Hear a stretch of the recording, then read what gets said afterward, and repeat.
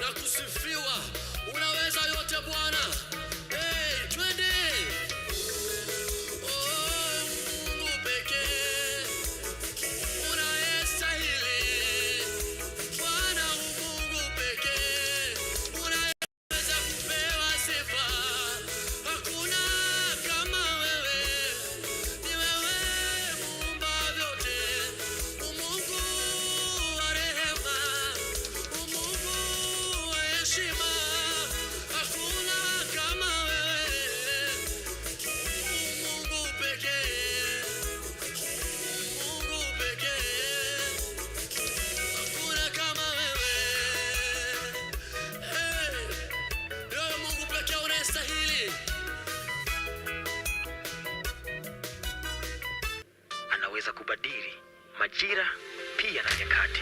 Giza nizingira, miale haijanifikia, ilhali kumekucha pambazuka, imani yashuka yadidimia, amani nayo yafifia.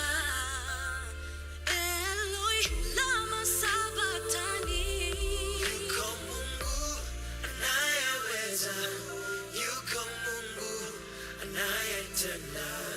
Mwamini yeye, mwamini yeye, hutoaibika.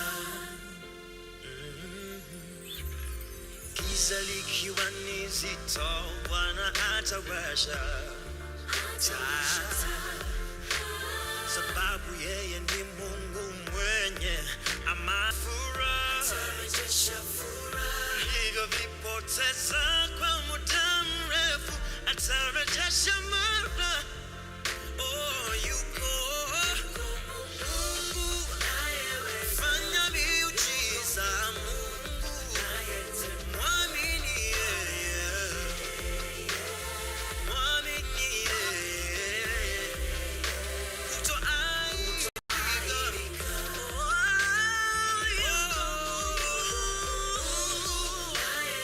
Tena maajabu sana Bwana. Mwamini yeye, hutoaibika. Pale ninaposhindwa nani wa kuniwezesha? nikiwa vitani, nani wa kunishindia? Napokuwa mdhaifu nani wa kunipa nguvu? Ninapotia shaka, nani wa kuniongoza? Mungu yupo. Oh, yuko Mungu. Yuko Mungu. Siyeshindwa. Mwamini, mwamini, mwamini. Mwamini yeye, Hutoaibika.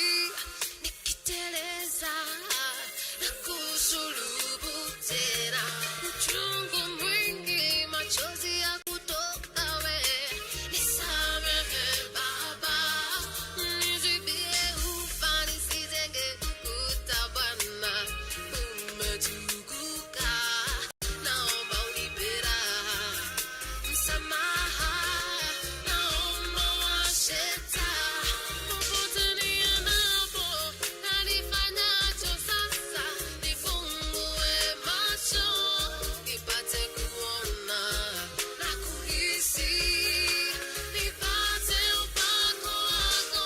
Naomba Baba, ninaomba mikono nimeinua, shike Baba, unifiche mikononi mwako, nionyeshe Baba wema wako, unifanye chombo chako. Ninaomba Baba, mie naomba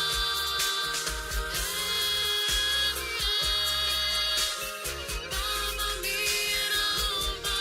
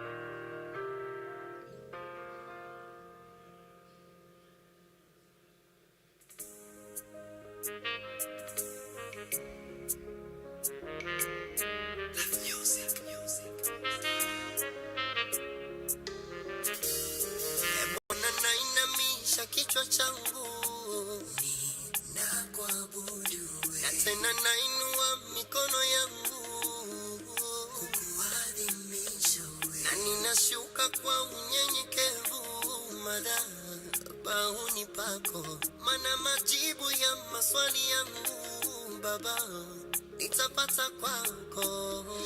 Kwanza nahitaji rehema zako, unisafishe Bwana kwa yale nayajua na nisoyajua, niwe safi Bwana. Naomba neema yako na kibali chako juu yangu, nitembee kifua mbele. Yesu, unapozuru wengine unikumbuke, usinipite maombi yangu, usinipite Baba, uyakumbuke, usinipite nyakati za majaribu, usinipite uniguse, usinipite ingawa mimi si mkamilifu, usinipite unikumbuke, usinipite.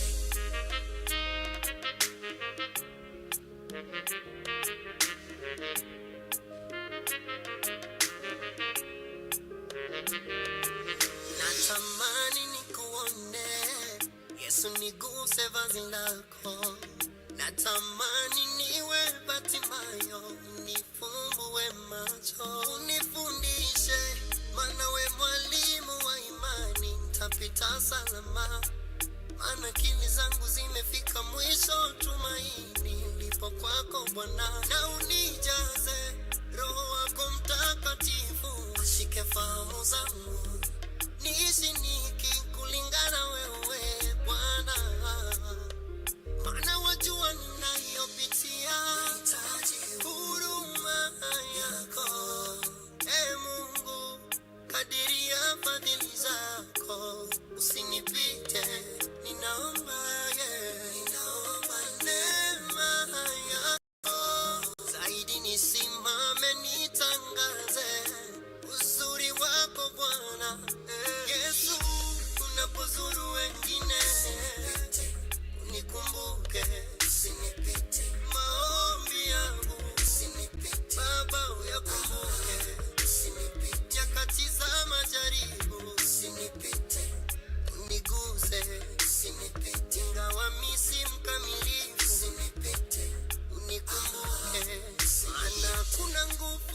nilitayo jina lako, iwe unaweza, navunja maagano yote, nikumbuke,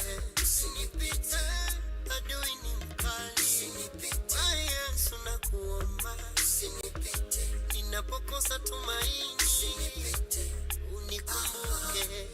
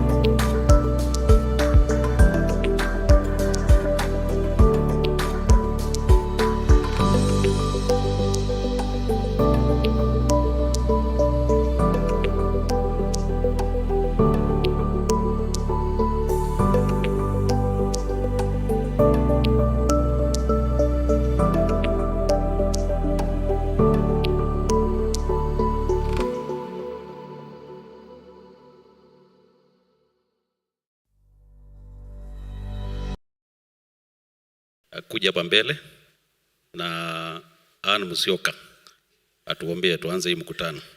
Otherwise, karibu sana, karibuni sana.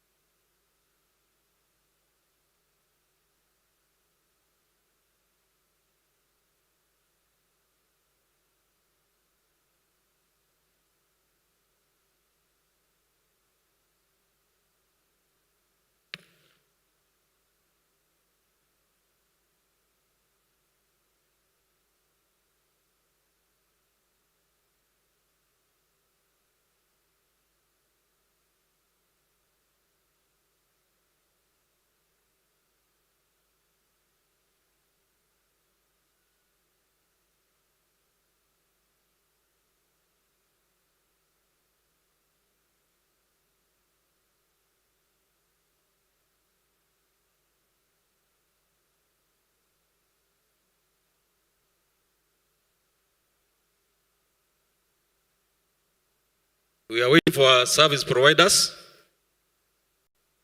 COP Trust, where are they? COP Trust, Ronalds, absolutely Ronalds, KCB, Custodian. Karibu sana RBA, karibuni sana.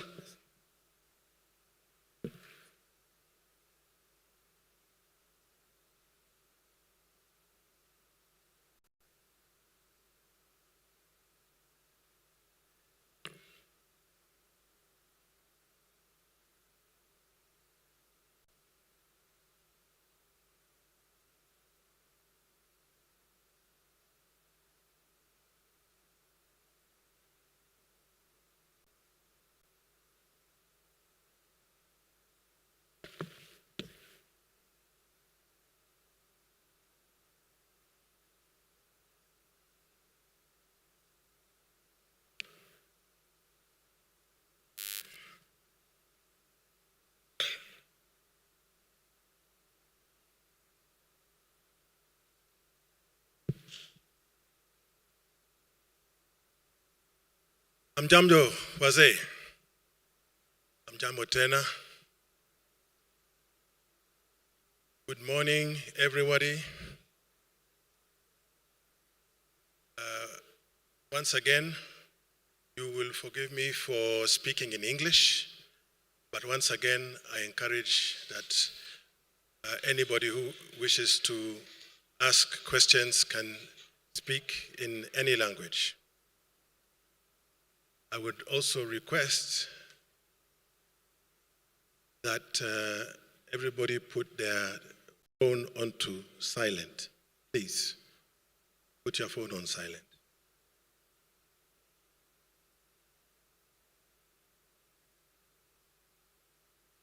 This AGM, our 10th annual general meeting, comes at a time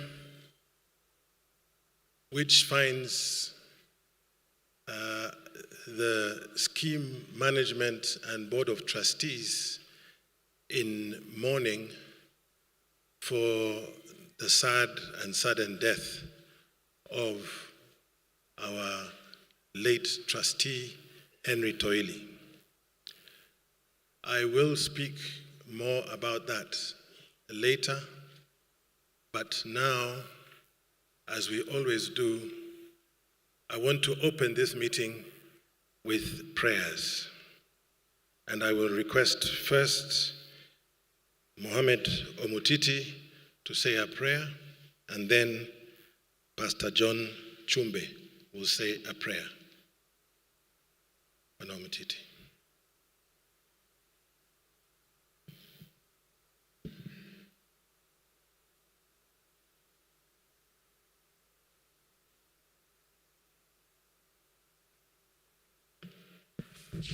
Amjamboni wote, naomba nitatafsiri Suratul Fatiha kwa Kiswahili, kwa maana wengi hamwezi kuelewa Kiarabu. Hivyo nitaomba Suratul Fatiha. Amin. Bismillahirrahmanirrahim. Kwa jina la Mwenyezi Mungu, Mungu wa rehema, mwenye kurehemu, mwenye kumiliki siku ya malipo. Ni wewe tu tunayekuabudu Mwenyezi Mungu, na ni wewe tu tunaomba msaada.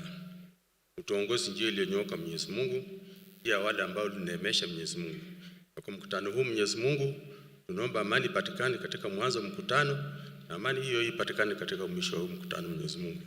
Na wale wazee wetu walioko hapa Mwenyezi Mungu, wajaze afya Mwenyezi Mungu. Pamoja na wafanyakazi wetu wa Scheme ambao wameandaa hii hafla. Kwa hivyo hii naomba kupitia kwa jina letu, jina la Mwenyezi Mungu mtakatifu, Birahmatika Rahmanir Rahim, sallallahu alaihi Muhammad wa ala alihi wa sahbihi wasallam. Amen.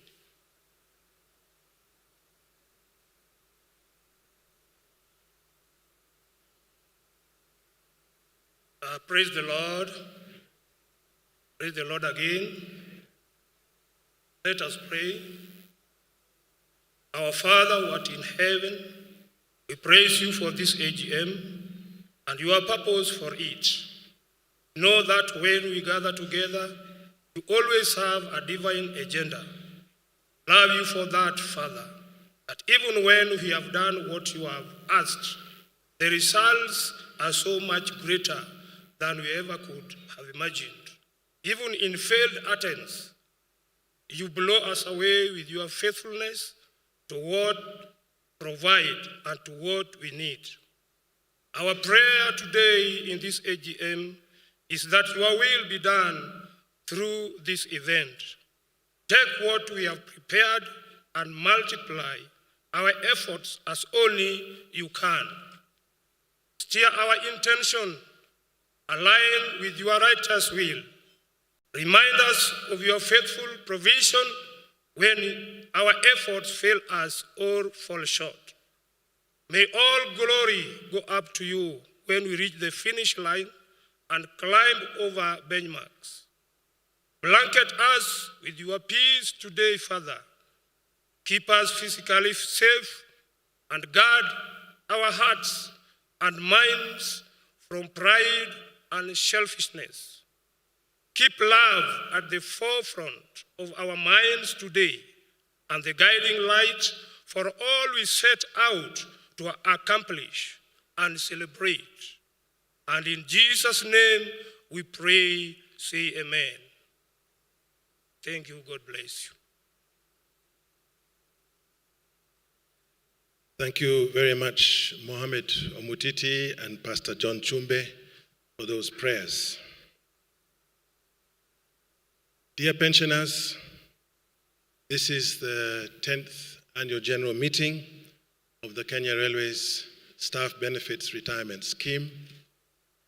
And as required under the Retirement Benefits Act, there are a number of legal processes and statements that we are required to share with you during this AGM. And we are looking forward to doing that, but we are also looking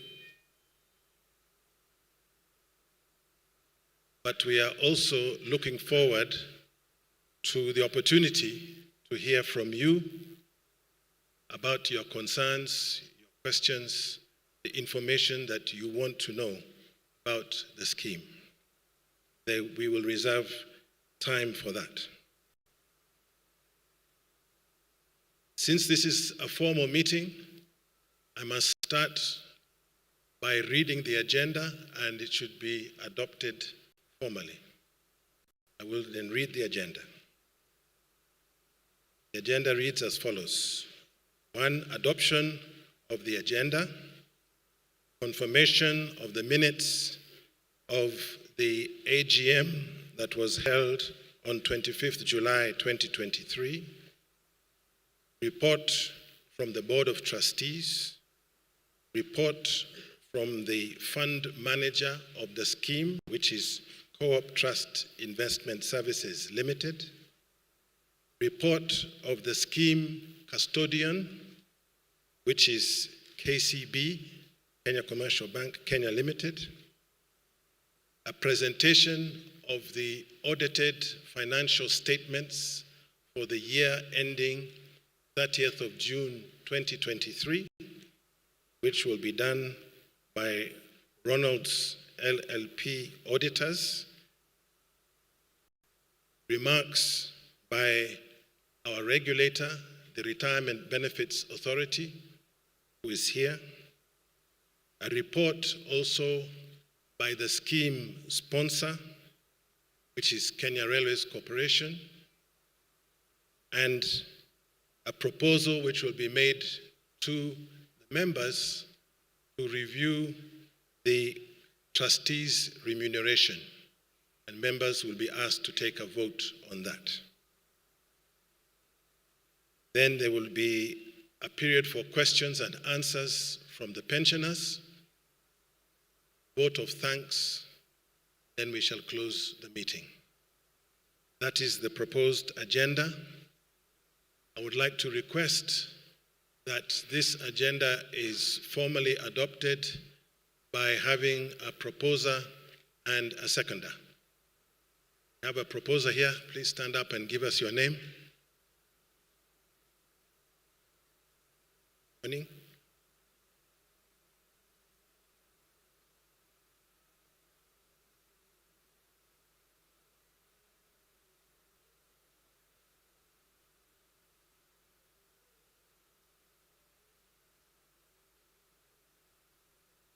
Thank you very much, Wana Toitong. We have a seconder.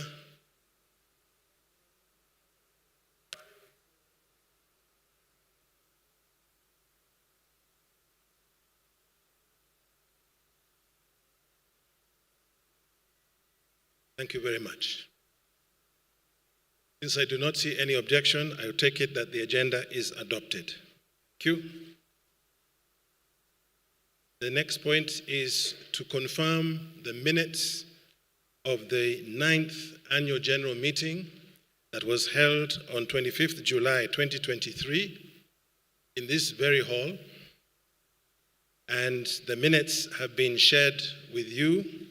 They are also on the website of the scheme. I will walk through the minutes very quickly and briefly to summarize the main issues, page by page. Page 1 gives the list of members present from the BOT and also from our partners and from the service providers. I should mention that in the last AGM, we had about 1,450 pensioners present. It was very good. On page 2, there are recorded the opening remarks, the report from the sponsor, which was given by KRSRBS Kadima. On page 3 is given the report from the Board of Trustees, which covered issues such as governance, trust deed and rules, the strategic plan, actuarial valuation, pension arrears, Nairobi Railway City, challenges of rent collection. On page 5, there was the report from the fund manager, the custodian of the scheme's assets, and also the report from the auditor. We also confirmed the minutes of the last AGM. There was also a report by the regulator. You'll remember that in July, we were graced with the presence of the Chief Executive Officer from the Retirement Benefits Authority, gave us his report. We had a discussion and a vote on the remuneration policy, and there were quite a number of questions and answers, some of which are summarized there, including the responses from the Board of Trustees and from the management, but also there were some questions directed at RBA itself, and RBA has also provided those answers. And there was a vote of thanks, is noted on page 7. Those are the minutes from the 9th Annual General Meeting, and unless somebody has correction to make or has found some error in those minutes, I would like to request that the minutes be confirmed by having a proposer and a seconder for the confirmation of the minutes.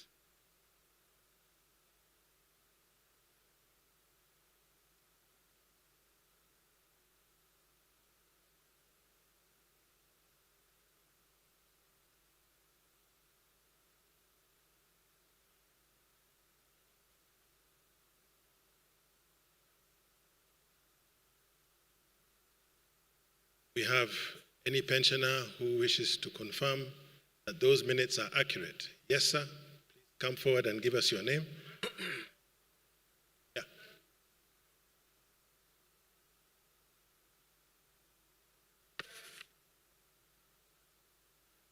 Thank you. The minutes have been proposed. Do we have a seconder? Yes, sir. Please.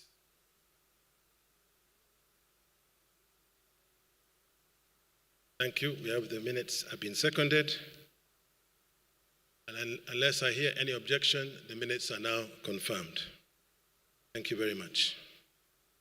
Now I'd like to take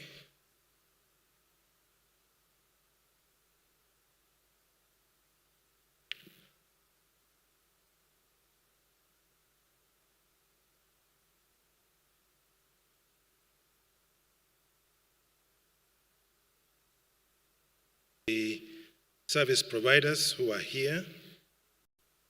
Let me start on my immediate left. We have elected trustee Elijah Mokaya, representing the members as an elected trustee. Further left, we have CPA Jacqueline Boga, who is a nominated trustee. On the far left, we have the representative of the sponsor, Joe Mutiwa, who is representing the sponsor, the managing director of Kenya Railways, who is the sponsor of this scheme, has sent his apologies because he has been convened this morning to a national level meeting, which he could not avoid. But he sends his greetings to all of you. On my immediate right, we have the elected trustee, James Kanyeki, here. Then have also representative of the RBA, Caroline Wabwire is here. We have the representative from the Co-op Investment Trust, the Managing Director, Nicholas Itondeka, who is our fund manager. And we have the representative of Charles Jackson Ngutu of RBA. We have representatives from Ronald's auditors who are here. They are Evelyn Kanjagwa and Wilberforce Amoguni are here. And we have a representative from KCB. Yes. And we have Chief Executive Officer Isaac Silla, who is here with us. With that, I think we will now move to the report from your Board of Trustees to you for the year ending June 30th, 2023. Many of the points which I'm going to make are available in the leaflet, the booklet that has been shared with you. But as I said at the beginning, it would be welcome to have your questions and your comments at the end. Dear pensioners and other stakeholders, on behalf of the Board of Trustees, I welcome you all to our 10th Annual General Meeting of the members of the Kenya Railways Staff Retirement Benefits Scheme.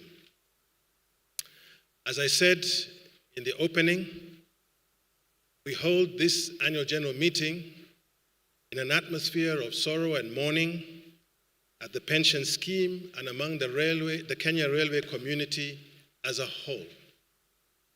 Sudden loss of Trustee Henry Toili has been a sad shock to his fellow trustees, to the scheme management, but most of all, to his fellow pensioners who elected him and whom he served such great dedication. Trustee Henry Toili has been a member of the Board of Trustees of your scheme since August 2019, when the scheme reverted back to having oversight from a Board of Trustees. But his personal engagement with this pension scheme reaches much further back in time, to the time when the original Board of Trustees was dissolved in favor of the corporate trustee. Henry was part and parcel of the struggle that brought about that transition, and even he spent a night in jail because of that. Since being elected by the national membership of pensioners to the Board of Trustees in 2019 to represent active pensioners, Henry has been a pillar of the oversight function of this Board of Trustees. His was always to ask, what is in the best interests of the pensioners? What is in the best interests of the pensioners? As we discuss the many issues that the Board of Trustees has to address, his institutional memory is a legend in the board, and he was often the only board member who could explain in detail how the scheme has found itself in certain difficult situations. Perhaps his most memorable contribution was when the compulsory acquisition of Nairobi Railway Club land was being considered. Henry informed officials that Nairobi Railway Club was not government land, was not Kenya Railways land, but it was scheme land. And as such, a compensation plan was required. He continued to contribute up to the last days of his life. Just 2 days before he died of chronic kidney disease on 22nd November 2023, Henry was an active participant in a board retreat where we discussed, among many other issues, the specifics of each parcel of land vested in the scheme and the documentation status of those parcels. Trustee Henry was considered to be the living archive, as well as being the priest of the Board of Trustees. He leaves behind a tremendous gap in this Board of Trustees. And as a scheme, we owe Trustee Henry Toili a huge debt of gratitude for his service. The late Henry Amukota Toili was buried at his ancestral home in Webuye on 2nd December 2023. This community of railway pensioners today sends our collective condolences to Henry's family, particularly his 2 sons, Ian and Timothy, and his grandchildren, and to the larger Toili family. May I now ask everyone here in this AGM to stand for a minute of silence to honor the memory of the late Trustee Henry Toili, as well as the memory of the more than 100 other pensioners that we have lost in the year 2023.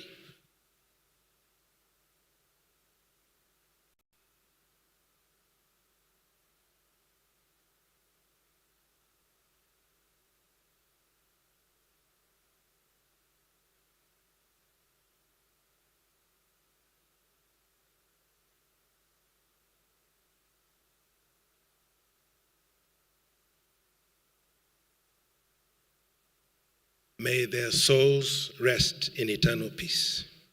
Thank you.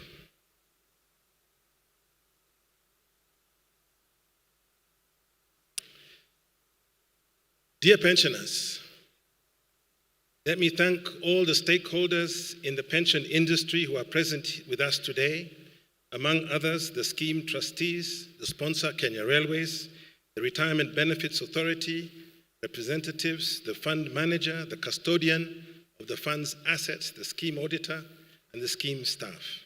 But most of all, let me thank the scheme members, our pensioners, for attending this AGM in such large numbers. End of the formal agenda of this meeting to hold an open question and answer session. This answer session where all pensioners can raise their issues of concern and hear directly from the trustees and from other stakeholders.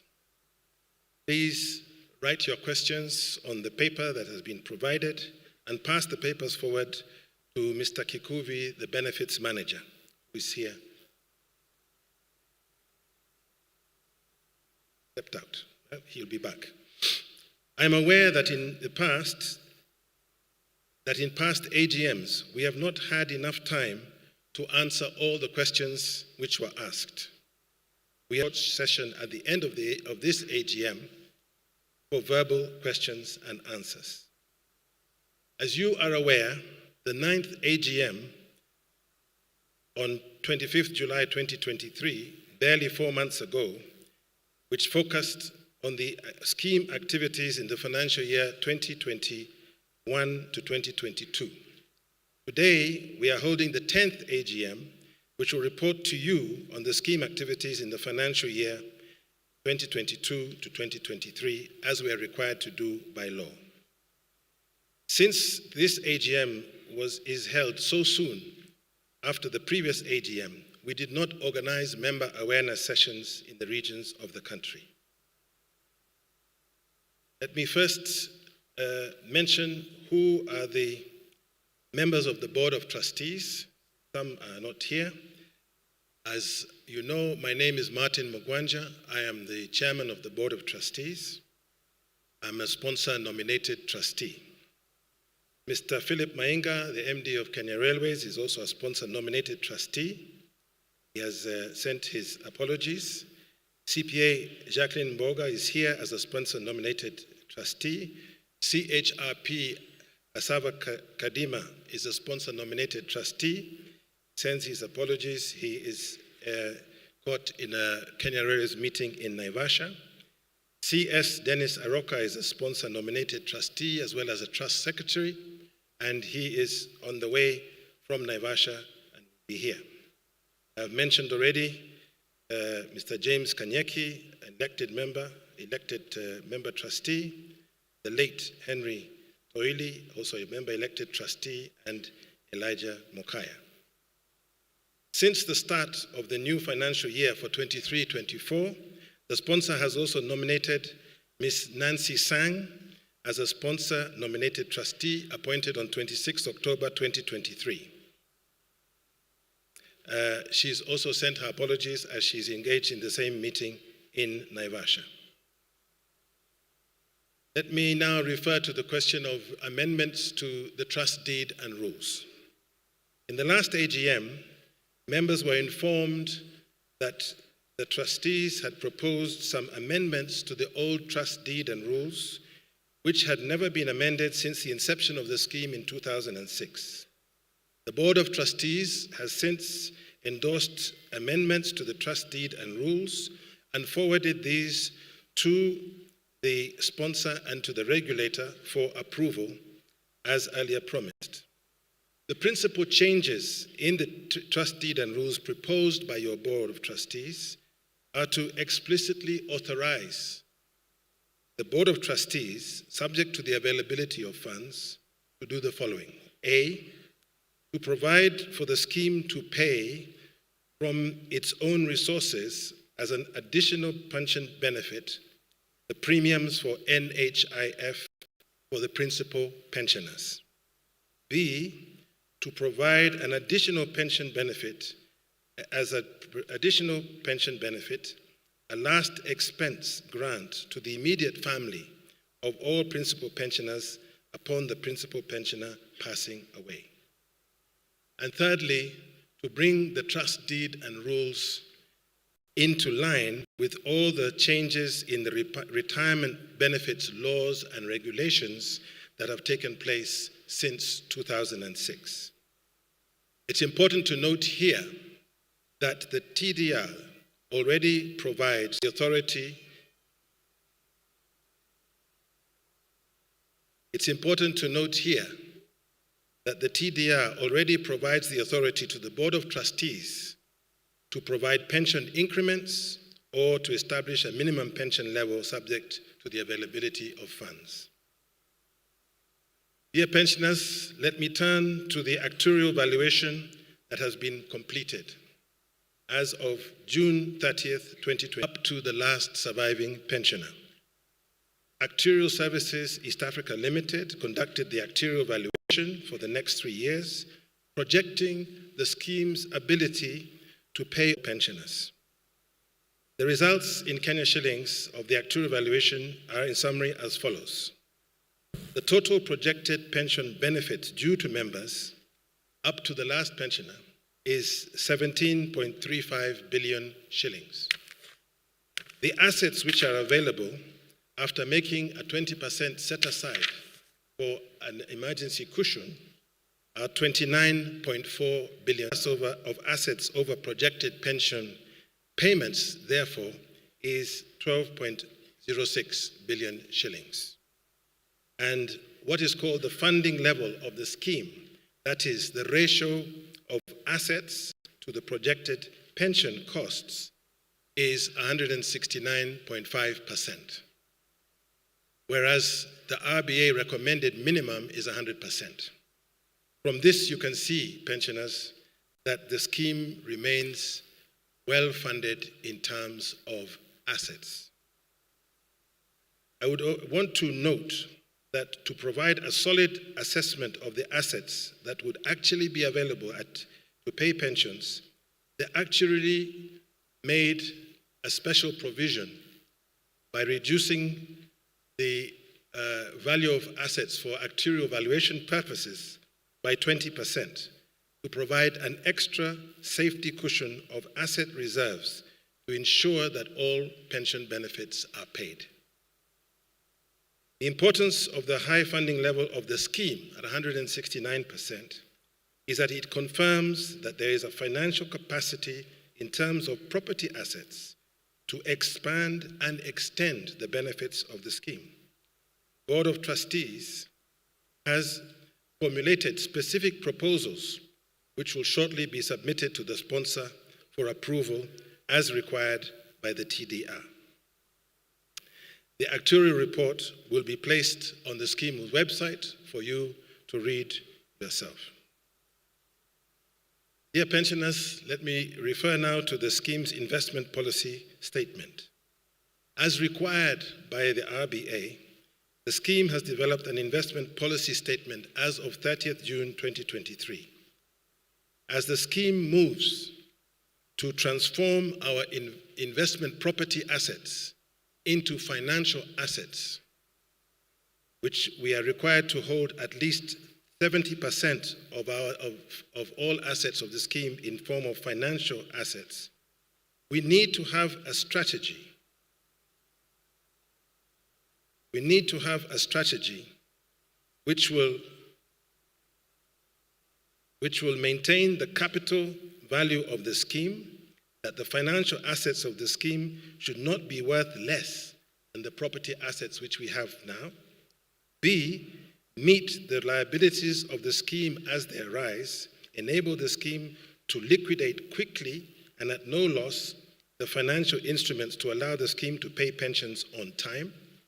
C, secure market rates of financial return on the financial assets of the scheme. And D, comply with all regulations issued under the RBA Act. The investment policy statement will soon be available to pensioners on the scheme website, and you'll be able to review it there. Dear pensioners, let me turn to the question of the audit of the scheme's financial statements for the financial year ending June 30th, 2023. One of the mandatory duties of the trustees is to ensure that the financial statements of the scheme is audited every year, and the same is filed with the RBA by September 30th after the close of the financial year. Trustees confirm to you today that the audited financial statements for the year ending 30th June 2023 were audited and filed with the regulator on time and are available to you on the scheme's website. I will summarize just a few of the key accounting numbers from the year ending June 2023. The rental collections was 543.5 million shillings. Income from the prior sale of property, essentially the Nairobi Railway Club land, was 1.3 billion shillings. Benefits paid to pensioners during this last 12 months was 1.557 billion shillings.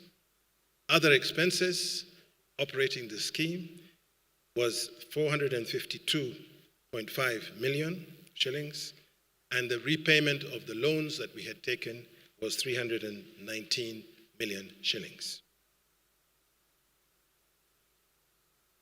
Pensioners, let me turn to the question of rent collection. The trustees have been on the front line in overseeing the task of collecting rent in support of the scheme management to recover all the outstanding rent arrears from all the properties. As I just mentioned in relation to the financial statement, in the last financial period, the scheme collected a total of 543.5 million. However, major challenges remain, with some tenants, including, unfortunately, some pensioners and dependents, who have been problematic in paying rent to the scheme and sometimes also influence others not to pay rent.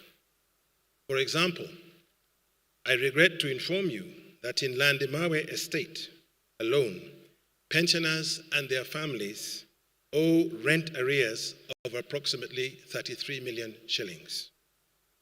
The BOT has formed a special task force with management that is working with the multi-agency units of government to ensure that the issue is fully cleared by early next year.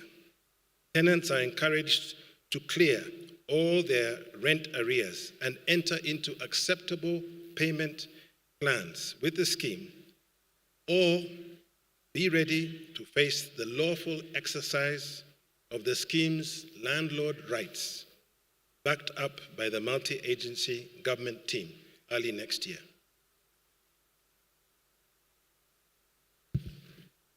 Let me report now on the issue of membership. The scheme's membership as of 30th June 2023. As you know, this is a closed defined benefits pension scheme. The average age of the scheme pensioners continues to increase, and membership is dwindling because of natural attrition. It is important to note that the average age of the scheme pensioners, as per the November 2022 census, stands at 70.1 years. The current membership of the scheme as of June 2023 consists of the following: active pensioners, 6,692, deferred members, 178, total membership being 8,550. Once again, the scheme management appeals to all pensioners, especially those pensioners who are here today. Please help us to connect with the 1,178 suspended pensioners who have not completed the scheme's pension forms. Assist them to come forward and become active members of the scheme again and collect their benefits which are being held for them. Let me turn to the issue of the payment of monthly pension. The trustees have managed to pay members their monthly pensions during the financial year ending 30th of June 2023, although the scheme was rental collection and proceeds from this compulsory acquisition. The BOT has established an annual disposal plan to transform the property investments that we have into more liquid financial instruments that will end up fully stabilizing the cash flow. One of the key areas the BOT is focused on is the stabilization of cash flow so that pension payments can be stabilized and paid on the 25th of every month. We have not always achieved this. We have also not achieved this for the month of November, last month, for which I, on behalf of the Board of Trustees, give you my apologies. But we are continuing to work hard on that. Dear pensioners, let me turn to the question of the 2017 pension adjustment. You recall that in 2017, the active pensioners at that time were awarded a one-off pension adjustment of 1,000 Kenya shillings from 1st of May 2017, which was proposed by the corporate trustee, but has not been paid since then. The Board of Trustees resolved to start paying this 1,000 shillings one-off pension award to members after including adjustments to which take into account the subsequent increments from 2017 up to 2023. With effect from September 2023, we have been paying the adjusted 1,000 shillings increment. However, backdated arrears caused by the delayed implementation are yet to be paid, working hard to ensure that as soon as funds are available, these arrears will be cleared. Let me turn to the question of deferred members' benefits.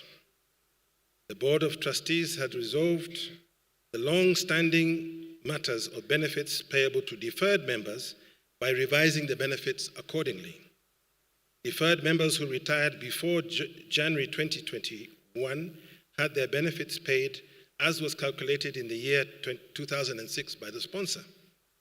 Moving forward, all deferred members are currently receiving the revised monthly pension and lump sum as was revised by this BOT. As at September 2023, pension revision, a total of 1,785 deferred members' benefits had been adjusted. Again, the arrears caused by this revision have not been paid and will be paid as soon as the funds are available. The BOT's first priority is to ensure that every pensioner is getting the right pension. Now we have achieved that. We now have to tackle the issue of the arrears. Let me say a word about the 2022 Pensioners Census. The Board of Trustees has appointed Ronald's auditors to carry out an independent verification of the November 2022 census exercise, which was carried out by the scheme management. One of the mandates of the auditors was also to confirm whether the pension payable to members is the correct rate. The auditors are finalizing the findings, and once ready, the report will be communicated to members. The report on the audit of the census is expected to be ready by the end of December 2023. On the issue of members' communication, the trustees undertook a countrywide members' education program this year prior to the AGM that was held in July, educating members on the state through frequent bulk SMS messages sent to members, conveying important scheme information. Members are also encouraged to interact with the scheme through official social media handles, Twitter, Facebook, WhatsApp, and Telegram, which are already available on the scheme's website. An important aspect of the management of the scheme is the upgrading of our implemented. There's a benefits module, which is operational and being used for running payroll and workflow. There's a members portal, which is available to you, is live, and members can access information from statements to personal details. An investment module is under testing by the Estates Department after uploading the data, then tenants will be able to pay their rent and get statements directly online. The accounts module is being tested right now by the accounts users, and once live and operational, reconciliation of transactions will be automatic. And finally, the case management module, which will onboard all the scheme's legal cases, has been implemented and is undergoing testing as a defendant or as an interested party. In August this year, the scheme was involved in no less than 83 court cases. 83 court cases. These cases consume too much of the scheme's management time, and these cases are, of course, in addition, very expensive.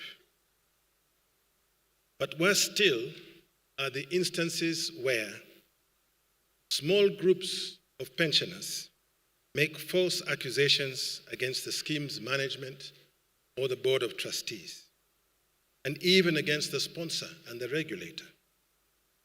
As a Board of Trustees, we are bound to be accountable to you, the pensioners, for how we have used and how we have protected your assets.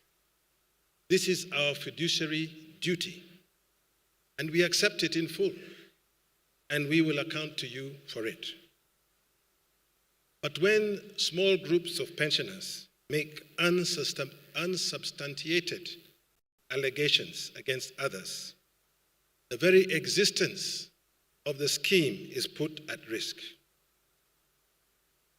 We have had a very real example of this, where a small group, less than 10 pensioners, wrote a letter to the highest office of the land, which has caused there to be a full-blown discussion of 500 pensioners. And yet, numbers of people who signed these letters are less than 10. But the impact of these letters is significant because it gives the opportunity for some parts of the government to propose that the scheme should be taken over by government. The pensioners transferred to the civil service scheme and assets transferred to the exchequer. Now, luckily, the scheme has got a lot of support from the sponsor. The sponsor is very clear that the scheme has not failed and there is no justification for a takeover. Similarly, our regulator, RBA, has also resolved that there is no justification for a takeover of the scheme in the current circumstances. I strongly request pensioners to stop sending false and untrue statements to various authorities about the scheme. If you have evidence of any wrongdoing by the scheme, by myself, by the trustees, by the management, please report it with that evidence right now, today. Report it. But if you do not have evidence, you are just making unfounded talking and give you an update on the negotiations with stakeholders on the possible implementation, moved to court, challenging the proposed engagement of the scheme with the developers. But their case has been dismissed. However, the Rift Valley Railway Workers Union is appealing against that dismissal with the intention of stopping the development projects in Makongeni. The BOT continues to look for viable partners, including those who can come to the scheme through the Affordable Housing Program for implementation of projects that will be beneficial to all the pensioners and investors who come on board. Pensioners are encouraged to support effective proposals by the BOT to improve financial liquidity and enhance benefits payments to the pensioners. Specifically, let me turn to the issue of our proposed disposal plan for the coming 12 months. As we've said many times, the challenge of the scheme is that we have a significant amount of assets in property terms, but we have very limited assets in terms of financial instruments or cash in the bank, which creates the constant problem of liquidity. The trustees have approved an investment property disposal plan for 2023-24, and we have recruited a qualified and certified procurement officer to guide the disposal of these properties as per the Public Procurement and Disposal Act. The Board of Trustees proposed the disposal of the following scheme investment properties to improve the liquidity level and comply with the RBA requirement of maintaining only 30% of investments in the form of investment property. Firstly, Ngara Estate, and secondly, in relation to Nairobi Railway City development, the railway headquarters, East Wing and Block D, and the goods shed area. The trustees will ensure the properties are valued and disposed of based on the current market price. Dear pensioners, there's long been an issue in this scheme since 2006 about reconciliation of the properties which are, or the documentation of properties available to the scheme and what was vested to the scheme in the Gazette notice of 2006. The BOT appointed an ad hoc committee to look at all the inconsistencies of the properties transferred to the scheme in 2006 between the actual acreages on the ground and the Gazette notice, which vested the properties to the scheme, as well as to look at the gaps in documentation, such as missing title deeds, deed plans, leases, etc., of the vesting order for the scheme's properties. The ad hoc committee brought on board experts and those who were involved in the exercise on the years before the formation of the scheme. The ad hoc committee is expected to produce a comprehensive report on the discrepancies and make recommendations to the Board of Trustees. BOT will study the report, and if adopted, it will be forwarded to the sponsor for any possible additional compensation. Dear trustees, dear pensioners, as I come to the end of this report, I would like to reiterate once again our deep sense of loss and sadness on the passing away of Trustee Henry Toili. His shoes will be hard to fill, but the law requires that we hold an election for a trustee to replace him. And given the heavy workload of the Board of Trustees, as I have just outlined earlier in this report, we are required to plan for that election now. As per the election policy manual of the scheme, which is available on the scheme's website, the Board of Trustees has appointed an election committee from among the sponsor-nominated trustees.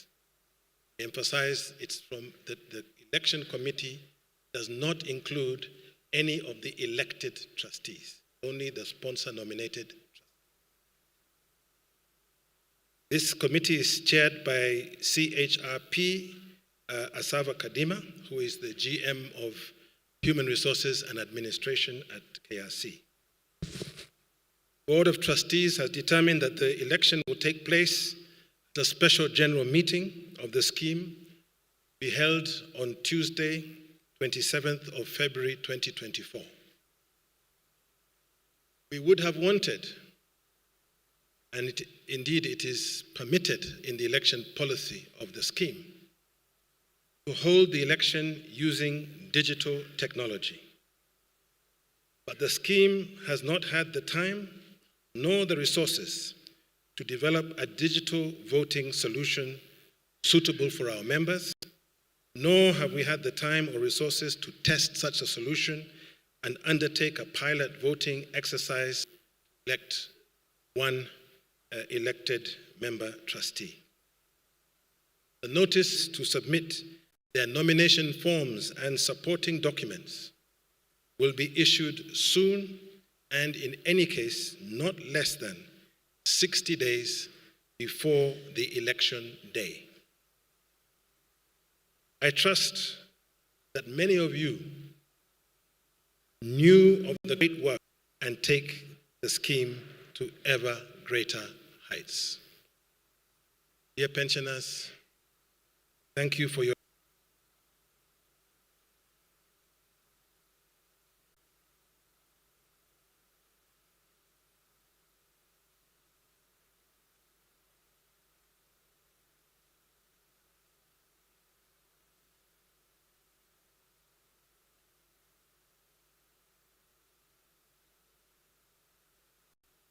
Dear pensioners, sure have questions for me and for the Board of Trustees, but please hold on to those questions. We shall address them. Meanwhile, let us receive the report from the scheme fund manager, which is the Co-op Trust Investment Services Limited, and they are represented here today by Nicholas Idondeka, the Managing Director. Nicholas, over to you.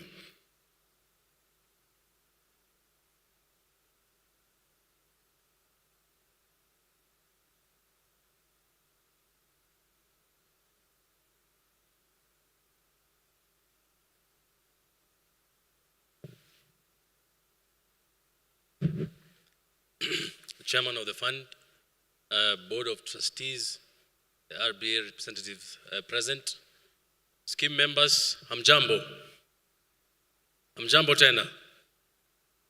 So as you've been told, my name is Nicholas Idondeka. I am privileged to stand here and present to you the investment report for Kenya Railways. I'm the Managing Director of Co-op Trust Investment Services, which again is a great privilege. And members, it's good to see you again. We've been walking this journey for the last couple of years, and I'll take you through my simple presentation. It's been circulated as I was informed, but I'll just take you through briefly in terms of how has the year been up until June 2023, and what do you expect in the next coming period.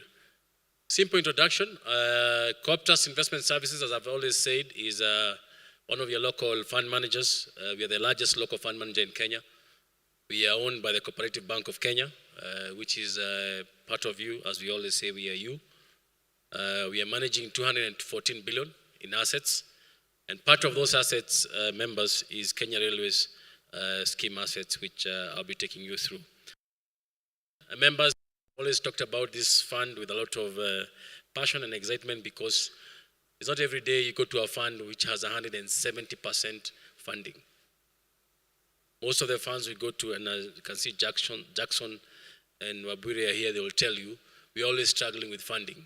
So very few funds that we get to enjoy having more assets than liabilities. But Kenya Railways still has a problem, not a problem, but a challenge, which as the chairman has explained and the trustees that we are trying to overcome. So last year, members, was a very tough year investment-wise. As I go through the investment philosophy of what was happening last year, you'll notice Kenya Railways has no liquid assets, as has been mentioned. If we had liquid assets, for example, if we were able to execute the sales strategy, if we were able to overcome the constant battles we are fighting in court to allow us to sell those properties, we would be buying some of those bonds which are being shown at levels of 18%, which is a very high return that people are being able to experience at the early of 2022 and late 2023. But the macro environment has been tough.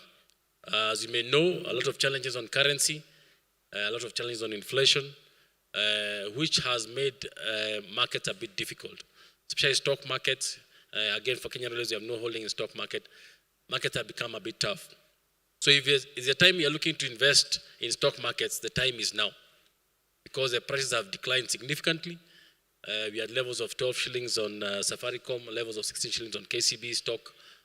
For a company like KCB, which is paying you 12 shillings per year on earnings per share, for you to buy it at 16 shillings, members, is a very good investment. So when you hear the chairman pleading with you that you let them allow to do their work, to make the fund liquid, we are also missing opportunities on the market as it is. In terms of the bond activity, which I'll quickly elaborate, as you may know, the government is going through a bit of strange times in terms of government funding. When the government goes through difficult times of trying to raise money to support the budget, they come to pension schemes like yourself. And they have done so for the many schemes we hold and the schemes in the country. The bigger schemes like yourselves, TSC, Kenya Ports Authority, NSSF. But different for the other schemes, Kenya Railways has no money. So they are unable to supply and buy those bonds at levels of 18%, which I've mentioned about. So, but the macro bit is that we are seeing interest rates going up, which is, as you've seen in the newspapers, and it's very interesting times for pension schemes, because you're able to invest your money at levels of 15 to 18%, which I humbly plead to you that you'll be able to execute in this upcoming year. So in terms of the Kenya Railways report, we will, the equity markets snapshots, the markets movements, again, it's good for you to understand, members. But as much as we are explaining to you, and I've done this in the last couple of AGMs, you have no investment in that particular area. And the only thing which is holding us, and I'll keep repeating it, is our own selves. Every time we are suing the trustees or running to court or writing letters, you stall the process. Every time you stall that process, there's one more year which continues. So the biggest undoing for the growth of this fund, I keep on saying, is ourselves as members. So as I stand here, I'm meant to be having a very different report in terms of investments. I'll be telling you where you've made your money, where we have done better, where we're going to do better next year. But I can't do that. And I haven't done that for the last 4 years. So members, again, just to plead to you. But in terms of property, we've made some advancements. We were very happy to have the government come in for the compulsory acquisition. That gave us a bit of relief on the funding. And instrumentally as well, last time we met, we were behind on payments. I'm told this time we're only 1 month behind, which the chairman has also acknowledged and also apologized about, and that is a good progress for me. So we are yet to reach where we have excess funds. As much as we are 107% funded, we are yet to reach where we have good assets. But as you heard, and we are happy to, as a fund managers, which we are licensed by RBA to support the scheme and the board, we are happy to hear about the procurement, enrollment, to enable us go through that journey of disposing them of those properties. As we continue waiting, some of those properties are also not appreciating like they did. The bigger bulk, to be honest, members, the bigger bulk of your schemes actually shot up in price 5 years ago. So the time to sell would have been probably 5 years ago. Between now and the last 3 years, there have been very marginal growth in your scheme assets, which is why I keep on laboring to you that please allow the Board of Trustees to do their work. Every time we do, many times we start with the Board of Trustees, started a process on the tail end of identifying as a vendor or a customer who was willing to pay. There's a court process which comes and stalls the process. So for real estate, you are one of the most sought after owners of land, as it can, but we've been able to execute, and we pray that in the new journey, which is a subset of the trustees' strategy meeting, which happened a few months ago, we pray that things will go well. The market outlook, members, as I leave the stage, is very interesting, but the market outlook is where we keep on telling people, cash is king. You need to be liquid. So when you're liquid, you're able to buy into bigger investments, you're able to buy into what is making you better investments as compared to property. If you look at what the chairman mentioned about the exit of Ngara Estate, which is 43 acres, that's a significant property. Just execution of that one property will give the Board of Trustees a bit of breathing space, and you're able to plan the others better. But right now, as it is, we are firefighting almost all of them just to try and see which can we sell first. Yet, if you sell one of them, it will give us breathing space. And last time we were doing the numbers, almost 3 years, whereby we can even think about deployment and development of the others. So members, for me, it's just to make a humble plea and to thank you for and assure you of the support of Corp Trust Investment Services, also Cooperative Bank as well. One of the things, Chairman, and I think you'll allow me to mention this, in our early engagements and also RBA, because of what the scheme has been going through, I think we're one of the few service providers who have actually waived the fees for the last couple of years, just to be able to ensure that you are able to unlock the value that you have in the scheme. So that is support that has come through my own group managing director, Dr. Gideon Muriuki, through the bank, just to make sure that people do not suffer. We cannot be there collecting fees when you're sitting there with pensions that have not been paid. So we pray for a better execution on strategy. We are rich people, but you're poor in the pocket. So God bless you and have a beautiful AGM. Thank you so much.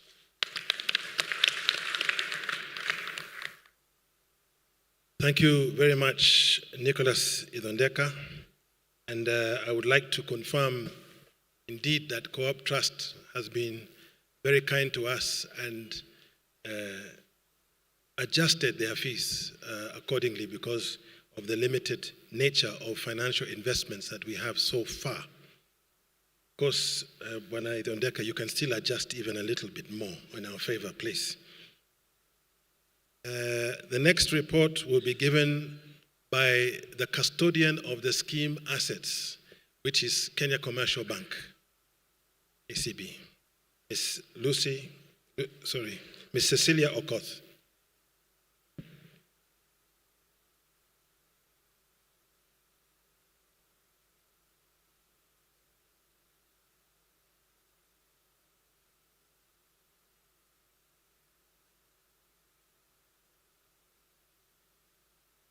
Members, good morning.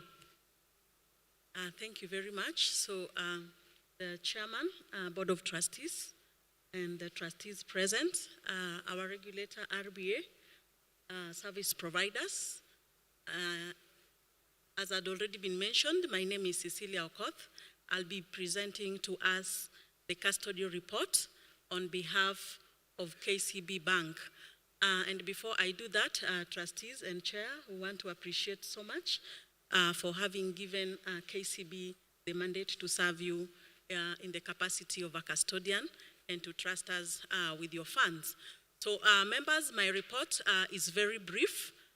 Basically, I'll just tell you the role that the custodian plays for the period that we are discussing, 2022-2023, and then I will confirm to us the numbers that you are holding. So starting with our responsibility, members, the custodian's role is to safekeep the assets of the scheme. So what that means is that the trustees give us the mandate to hold the assets on their behalf. So we hold the documents of title. If you look at your audited accounts, they have listed various assets there. So we, as the custodian, are the ones who hold those assets on behalf of the scheme. And when we hold those assets, the assets are supposed to be generating income, members. So also as the custodian, we want to confirm to you that we collected all the incomes that were generated by your assets to the scheme's account. So KCB collects even the rental income through a KCB collection, through the scheme collection account.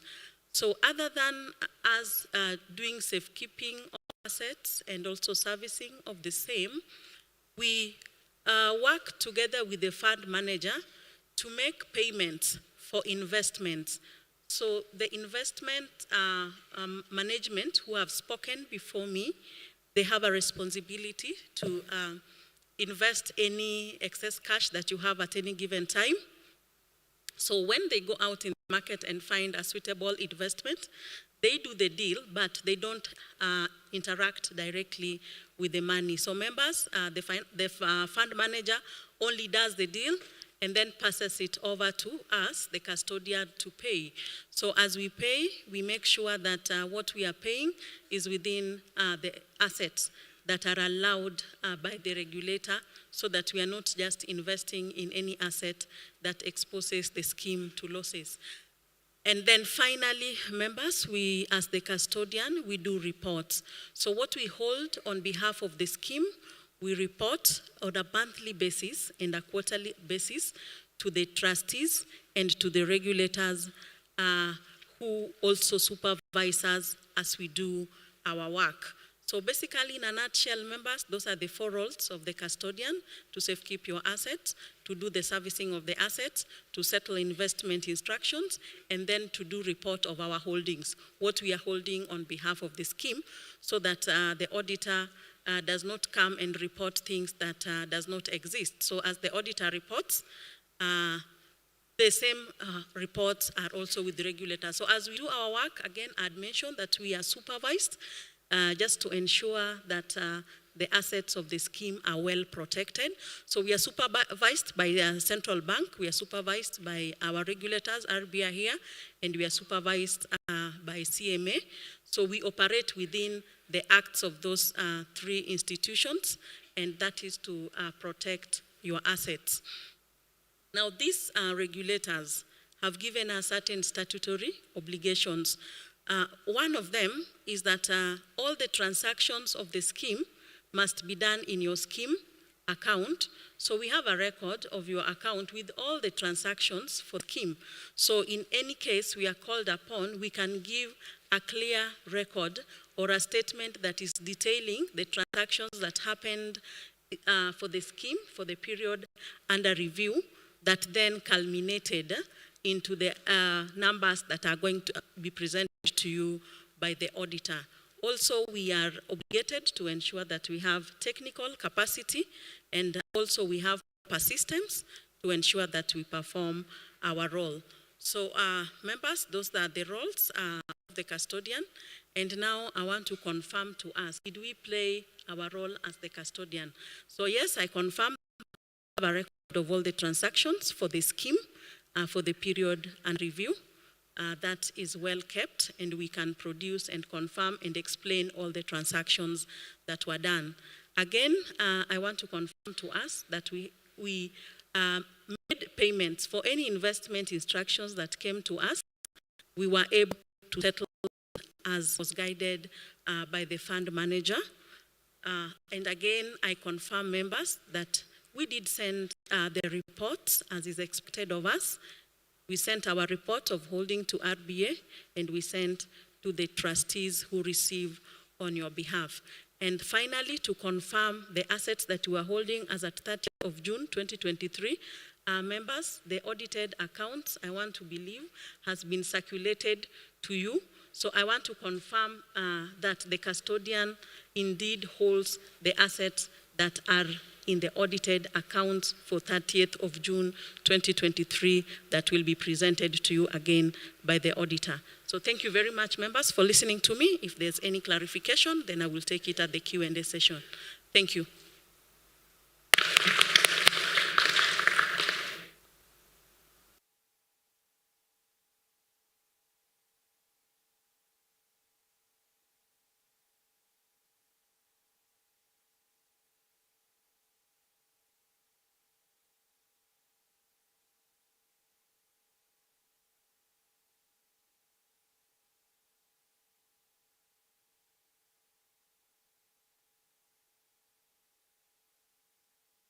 Auditors. I think it is Ms. Evelyn Kanjagwa who will give the report. Evelyn. Thank you, Chair. Good morning, members. So my name is CPA CFE Evelyn Kanjagwa. I have the pleasure to present to you the financial statements for the year ended 30th June 2023. I work with Ronald's LLP. I am a partner there. And the chair, the trustees, representatives of RBA, members of the scheme, the secretariat, service providers, and ladies and gentlemen. So I will start off with the trustees who held office during the year that we indicated in the financial statements, and I'm sure members have been circulated with a copy of the financial statements. The fund manager is Corp Trust Investment. The custodian is KCB Bank Kenya. We have legal advisors who held office during the year, and then the independent auditor is Ronald's LLP.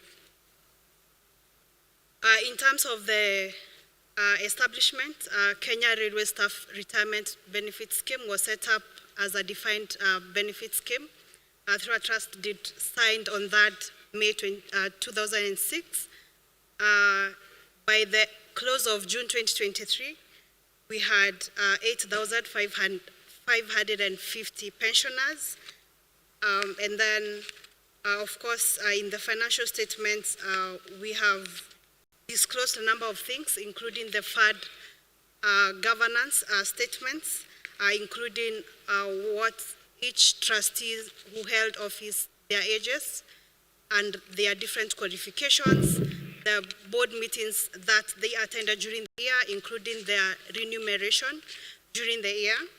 And of course, members, I'll take you through the numbers on how we performed during the year. And then I will read the opinion page, which is my core mandate as the auditor of the scheme. So during the year, we paid pension payments up to 1 billion Kenya shillings. The return on investments, we had the rental income that Chair has mentioned, that we earned 543.5 million. The property management expenses reduced in the year from what we had in 2022 of 108 million to 53.5 million. Gain on revaluation of investment property, we had 2.3 billion. And members, if you check the 2022, there is a decline, but really the gain on revaluation is dependent on what properties we value during the year. We had a disposal during the year, which we made a loss of 42.7 million. In terms of investment management expenses, that's the custodian fees, we had a decline in that to 70 million, or rather 70,000 in the year, from what we had of 575,000. So that was a reduction in the cost in there. Or rather administrative expenses. Again, we had a cost saving and a reduction in those costs from 763 million of what we had in 2022 to 385.8 million in 2023. Our finance cost, again, remarkable decrease, but when you check the statement of net assets, you will realize that the loan that we had was paid in full, and that's why the reduction of the finance costs from 72 million in 2022 to 7 million in 2023. So overall, the net increase during the year was at 1.3 million. So that then our net assets available for benefits as at 30th June 2023 stood at 36.2 billion Kenya shillings. The statement of net assets available for benefits, or what is commonly referred to the balance sheet. In terms of our asset base, we have investment property of 34.2 million. Again, you will see that increase because of the revaluations that were done. Property, plant and equipment, we had 2.5 million in the year. We had purchase of computers during the year of about 300,000. Besides that, it's the depreciation charge that we need to charge for impairments. The intangible assets, we had an asset and a software that was purchased during the year, costing 7.1 million. Receivables and prepayments, we had 5.3 million. The composition of the receivables and prepayments would constitute what the chair was referring to, the rent that have not been received, and some of the receivables that are arising from disposal of property.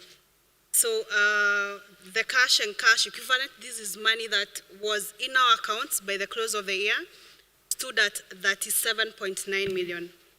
In terms of our liabilities, members, we have payables that stood at 3.3 million. These among them is benefits payable that we had the arrears, some tenants' deposits that had not, or rather that usually are paid before occupancy. So those are some of the components that make our payables. The bank borrowing, as I have mentioned, starts at 0. And then we had a bank overdraft of 49 million. So our net assets available for benefits by the close of the year, that is 30th June 2023, stood at 37,264,579. So members, I will not belabor on the other pages, but really of key is the statement of changes in net assets and how we are performing as a scheme and what assets are available for benefits for the members. So allow me to read the opinion of the auditor. So we have audited the financial statements of Kenya Railway Staff Retirement Benefit Scheme, which comprise a statement of net assets available for benefits, the statement of changes in net assets available for benefits, and the statement of cash flows for the year then ended. In our opinion, except for the effects of the matters described in the basis for qualified opinion paragraph, the financial statements give a true and fair view of the scheme's financial affairs as at 30th June 2023. This is in accordance with the applicable international financial reporting standards and the requirements of the Kenyan Retirement Benefits Act. In terms of what the basis for qualified opinion is, we had a non-compliance with the international accounting standards, where we are still inconsistent with the requirements of IS 40, that is investment property, and IFRS 13, that is fair value measurement, where if you check, we have been having forced value reporting, and I think this is a matter that we've discussed previously in this sitting. We have an emphasis of matter on the non-compliance with the RBA, where we usually have a threshold of 30% of the scheme's investments in immovable property, but yet we still have an 86.343% that is still held as immovable asset. So that is a non-compliance with the RBA Act. In terms of I need to mention that our opinion is not modified in respect to these two matters. In terms of the key audit matters, we're required by ISA 701 to report to the members whether there were matters of more significance that came to our attention. We are still having issues to do with revenue from contracts with customers, especially on the list due to the inconsistency in the terms of contracting that is providing complexity during the audit. And then we also have issues to do with IFRS model, especially when it comes to our receivables and how we provision, so then we can be prudent in regards to measuring what is recoverable and what isn't. We also have the bank system and reconciliation, which again, we had some complexity there, but with software that has been recently purchased, we hope that will be a non-issue moving forward. The trustees' responsibility is to ensure that we have fairly financial statements on the financial statements based on our audit. As we do that, we exercise professional judgment and skepticism throughout the audit. We identify and assess the risks of material misstatements of the financial statements, whether due to fraud or error, and then design and perform audit procedures that are responsive to such risks. We obtain an understanding of the internal controls. We evaluate the appropriateness of the accounting policies used and the reasonableness of the estimates and related disclosures made by the trustees. We conclude on the appropriateness of the trustees' use of the going concern basis of accounting. We evaluate the overall presentation, structure, and content of the financial statements.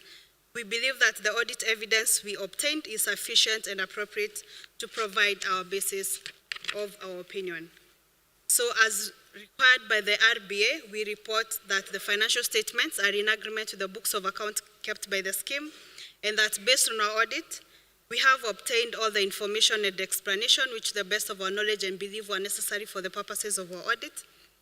Other than the matters described in the basis of qualified opinion paragraph and emphasis of matter paragraph, in our opinion, proper books of account have been kept by the scheme so far as appears from our examination of those books, and the scheme's statement of net assets available for benefits is in agreement with the books of accounts. Thank you, members.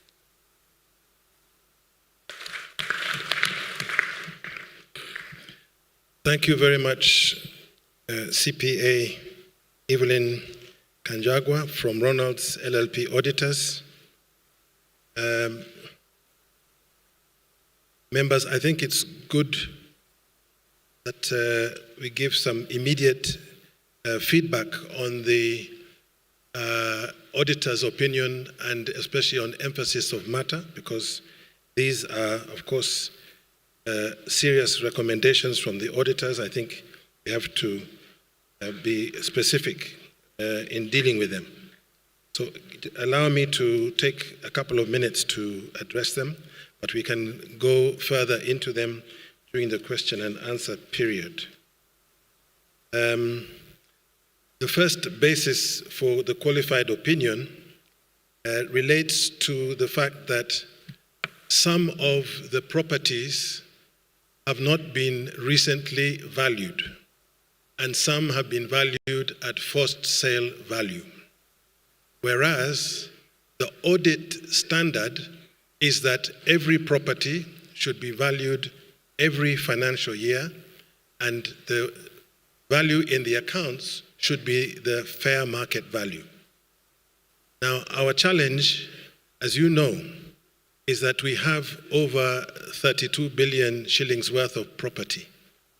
If we valued this property every year, even with the best negotiation with the valuation community, we would be spending tens of millions of shillings in valuations every year, which is money that we need to pay pensions. So we have not always done that.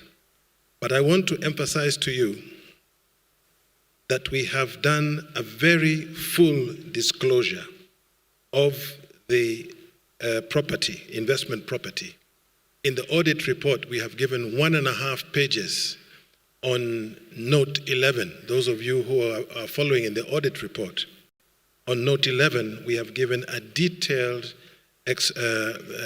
elaboration on each property, whether it was forced sale value or market value, what is the valuation date, what was the value last financial year and this financial year, what is the movements, the valuation technique that has been used in the last valuation, and any property details in terms of the movements. So we have tried to give a very transparent explanation of exactly all the situation of the valuation of property. The second issue about qualified opinion relates to something that we have all referred to before, which is that the scheme is not in accordance with the RBA Act and regulations with regard to the proportion of our assets which is in investment property. During this last assessment, I think it is 87% in investment property, whereas it's supposed to be no more than 30%. So we are not in alignment with the Act, and we have said many times that is our goal, to convert investment properties into financial assets, which are easily liquidated for use. The next issue is about the measurement of recorded revenue related to rental leases and so on. As you know, we have thousands of tenants in our properties, particularly in Makongeni, Mudhurwa, Nandimawe, and so on. Many of these tenants, the lease information is outdated or has not been updated and may not be current. What we have done, as I mentioned, is we have brought in a new IT management system, and one of the modules in that management system is a module specifically to manage each and every tenant's account, so that we know the tenant, the rent that is supposed to be paid, how much has been paid, how much is arrears, and so on. So as this module becomes fully effective, and as we upload all the data, then we shall be able to answer the concern that has been raised by the auditors. The next issue is about the financial instruments, and here we have the issue of our receivables. As you know, we are owed a considerable sum of money by the Treasury for the compensation plan for the Nairobi Railway Club land. We still have about 4.8 billion shillings outstanding on that. And the question of the auditors was what is the reliability of that figure? We believe that since this is a debt owed by government, that we can rely on it being paid. Although, as we know, we may not have it paid on time. The last issue was the question of bank reconciliation. And in that, I also refer you to the fact that in our new IT management system for the scheme, we have a specific module on accounts, and the accounts system is being loaded and implemented as we speak, so that in future, we will be able to have a clear reconciliation between the account system shown in the scheme and the accounts which are with the bank. I think these are the main issues that have been raised by the auditors. But of course, if you have questions, we will welcome those questions. We can continue answering your questions about the issues raised by the auditors. Ladies and gentlemen, dear pensioners, I will now request Mr. Jackson Gudhu, who is with the Retirement Benefits Authority, our regulator, to make the remarks on behalf of the regulator. Jackson.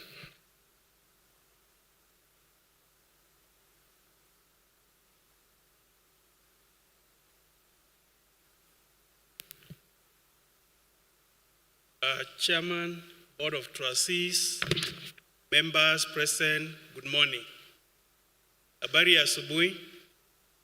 Nafurahi leo kuwaona nyote mumetulia vizuri. Two officers from RBA. There's Caroline Wabwire.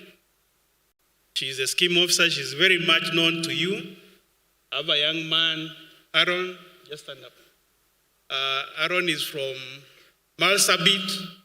Those are being trained to be a pension person, and he has joined us in this meeting. Members, I would like to convey the message from the CEO, a message of condolence to the passing on of the trustee, Toili, and many other pensioners who was passed on during the period since July when we were here during the AGM. Kindly accept the message of condolence from our CEO and myself and the entire authority. The CEO really wanted to be here, but he was not able to join because of other engagement. And we are happy to be here 4 months after the last meeting. We were here in July on 25th. I think this shows a commitment from the Board of Trustees. And let's appreciate the Board of Trustees. You know, we have about 1,030 schemes in Kenya. Convening an AGM is always a terrible issue because we find that during the AGM, there are questions. Trustees don't want to be questioned on what has been happening. But 4 months after the last AGM, we are convening our AGM in the same place. I think this is a good thing, and I would like also to appreciate the Board of Trustees for being transparent. The information they have given, I think, is the same information we know from the office and also from the government circles. So we really want to thank the Board of Trustees for giving all the information to members which they need to know so that they can be aware of what is happening within the scheme, and also to ensure that as we engage today, we engage from the point of knowledge. I know holding an AGM is a requirement of the law, and we are very happy from RBA to have this 10th AGM being convened today because members have an opportunity to ask questions, to get the information. I've looked at the accounts. The information is so elaborate, and also the chairman's speech, and I know you have a copy. You have all the information that you need to make a decision that concerns your future. I know this scheme has an average age of about 70. So it's a mature scheme, a scheme of pensioners. And I think you deserve a special treatment because, I mean, looking at the life expectancy, assuming you have another 30 years average, 200, because you are going to live to 100, it means that all the assets of the scheme needs to be more liquid. I was listening to the fund manager, and I really pitied him because he was supposed to give an investment report. Where he's investing? But there's no investment because where are your investments? They are in property. 86% in property. Members, ni vizuri tuongee ukweli. At your age, you need money. Si ni kweli? You need money. You don't need buildings. Yeah? And, you know, we know your problems. I think I know of 100 pensioners here. Patano kwa mtaa tutasalimiana. Because we have had meetings in the office. But they've been very consistent to the pensioners. You need money, you don't need land. Where I come from, we have some traditional cows, because they are not the exotic ones. When you get 2 liters of milk, you're the celebrity of the village. Yeah? 2 liters. But the other areas where people talk about 20 liters per day. So, do you need to continue seeing rulers of this world and you don't have pension? I think we need to be very deliberate. 8,500 pensioners, and we have just a small group. Today morning, we were just reading one letter from some of you. Defined benefit scheme. Kenya Railway promised to pay you pension when you retire. That's true. What it means, they invested some assets to the scheme to generate income to pay you monthly pension. After 30 years, because I believe 30 years quite a number, the population will have decreased. Some of us will be lucky to be there, others will have gone the way of war.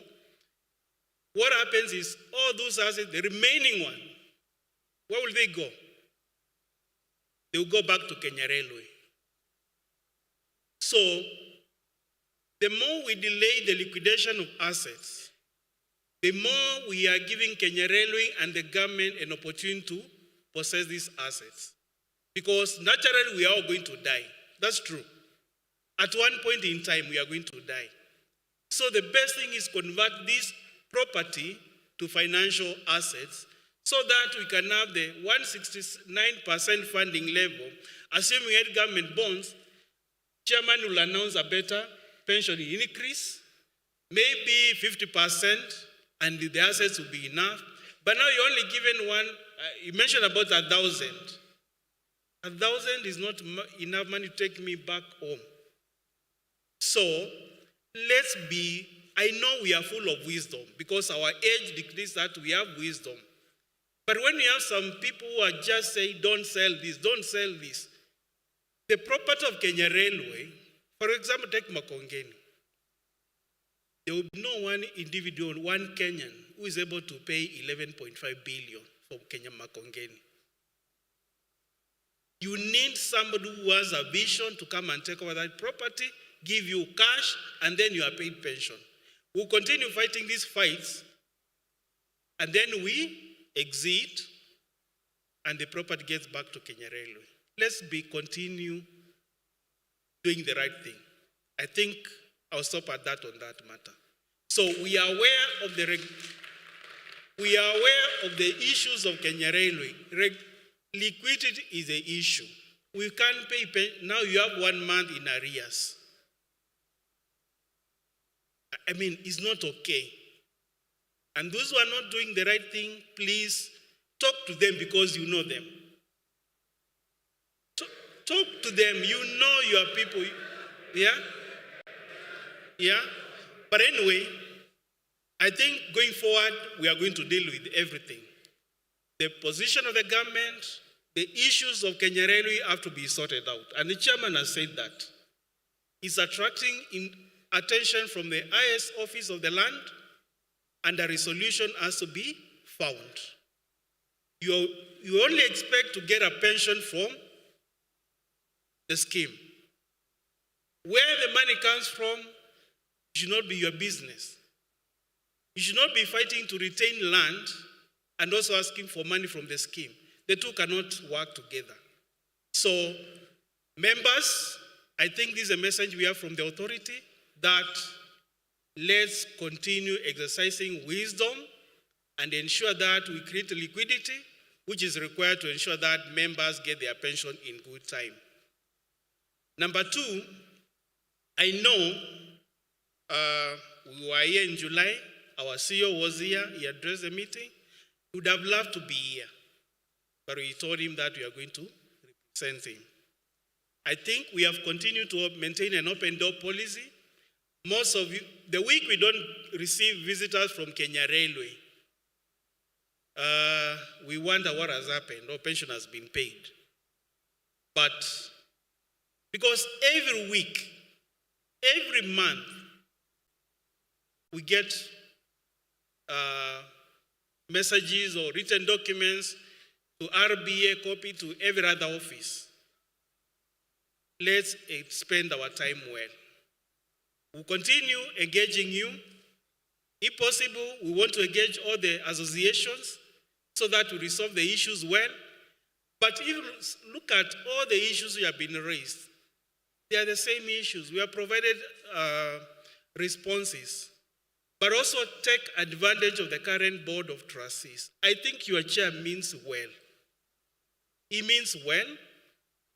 He has articulated all the issues, and I also like the level of transparency. He has explained everything, every detail that concerns this scheme.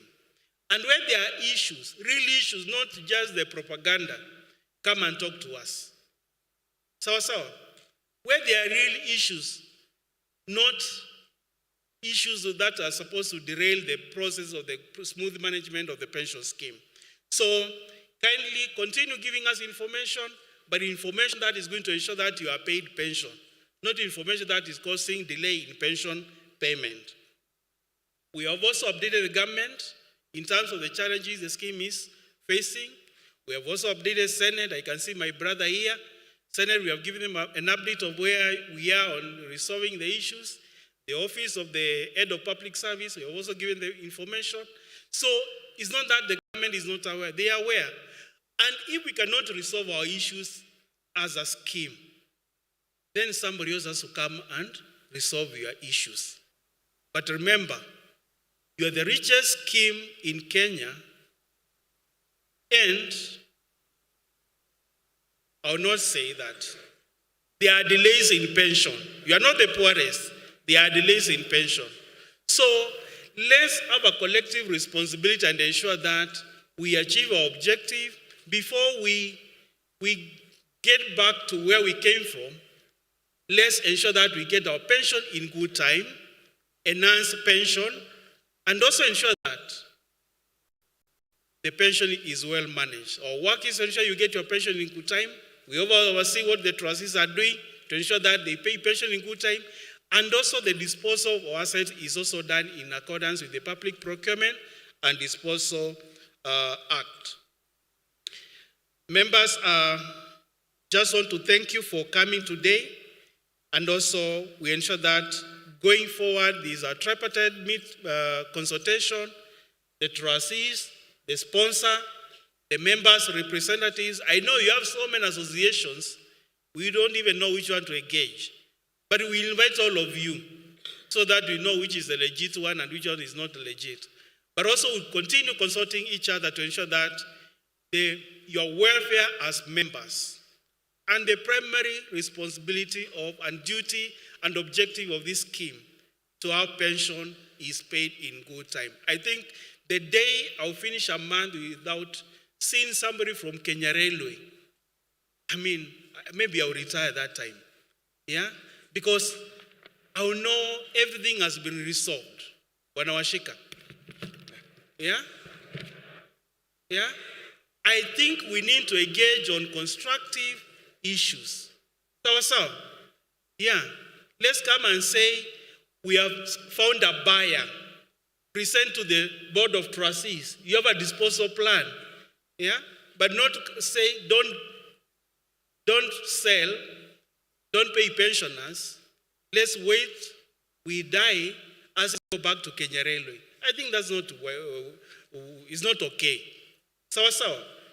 Then members, I think I know the chair has talked about the issues of increasing pension.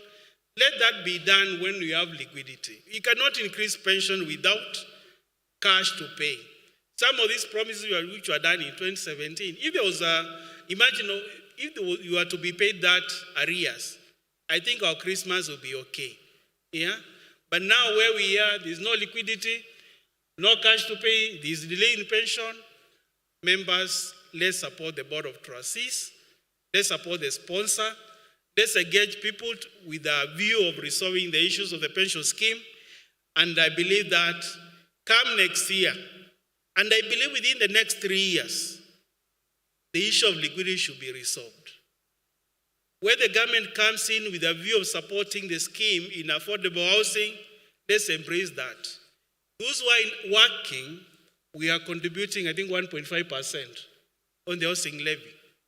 But where is the land to be? Where they are going to build? They have to partner with these guys with the land. And one of the strategic partners, Ninyinyi. So when you get some of these proposals, embrace them because they are going to improve your welfare. And finally, I want to thank all the members who have been able to attend. I know many of them have not been able to attend because of the age and also some ailments. I know there are proposals in the new trust deed on NHF cover and also last expense. These are good things which needs to be afforded to members because you're the one who worked, you're the one who owns the assets of the scheme. And I believe that when you see some of these good proposals, kindly support them.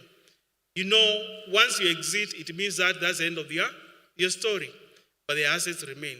So the message I want to pass to members, and those members who are not progressive, kindly remember we are in this together. If the pension is delayed for others, yours is also being delayed. And remember, you cannot be rewarded for evil things that you have done. There will be no positive rewards. Yeah? You may think that you are going to benefit a bit by delaying an action which is progressive. Let me say this. I think there's a God also in heaven. So let's support, think about 8,500 members who are benefiting in a small way from this scheme. Not about ourselves, not about how maybe not paying rent wherever, because I know some of you don't pay rent, or you have rented a space which you are not also paying, and you are benefiting. Kindly let's ensure that we put the interests of other members at hand. Okay? So otherwise, enjoy the rest of the AGM. We'll be here to take any questions. God bless you. I wish you a Merry Christmas because you're in December. And we pray that all of you will be here in the next AGM. None of you is going to leave us. God bless you.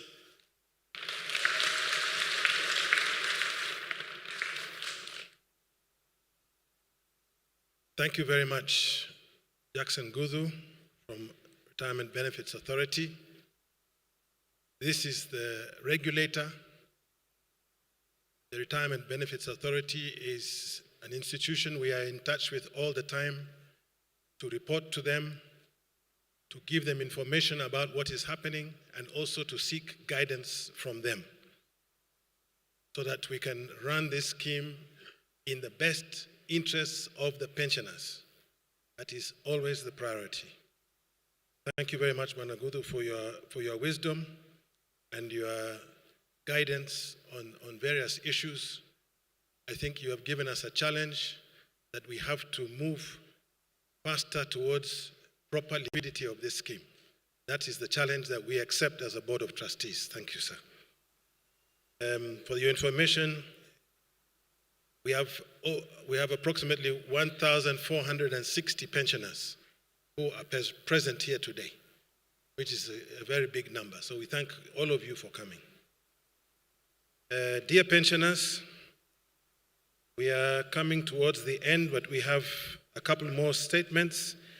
One is the statement on the report by the scheme sponsor. We were hoping that the Trust Secretary would have arrived from Naivasha. He has not arrived yet. So I am now going to call on Mr. Job Otiwa, who is the General Manager at Kenya Railways, representing the Managing Director of Kenya Railways, to give the statement on behalf of the sponsor. Job, over to you.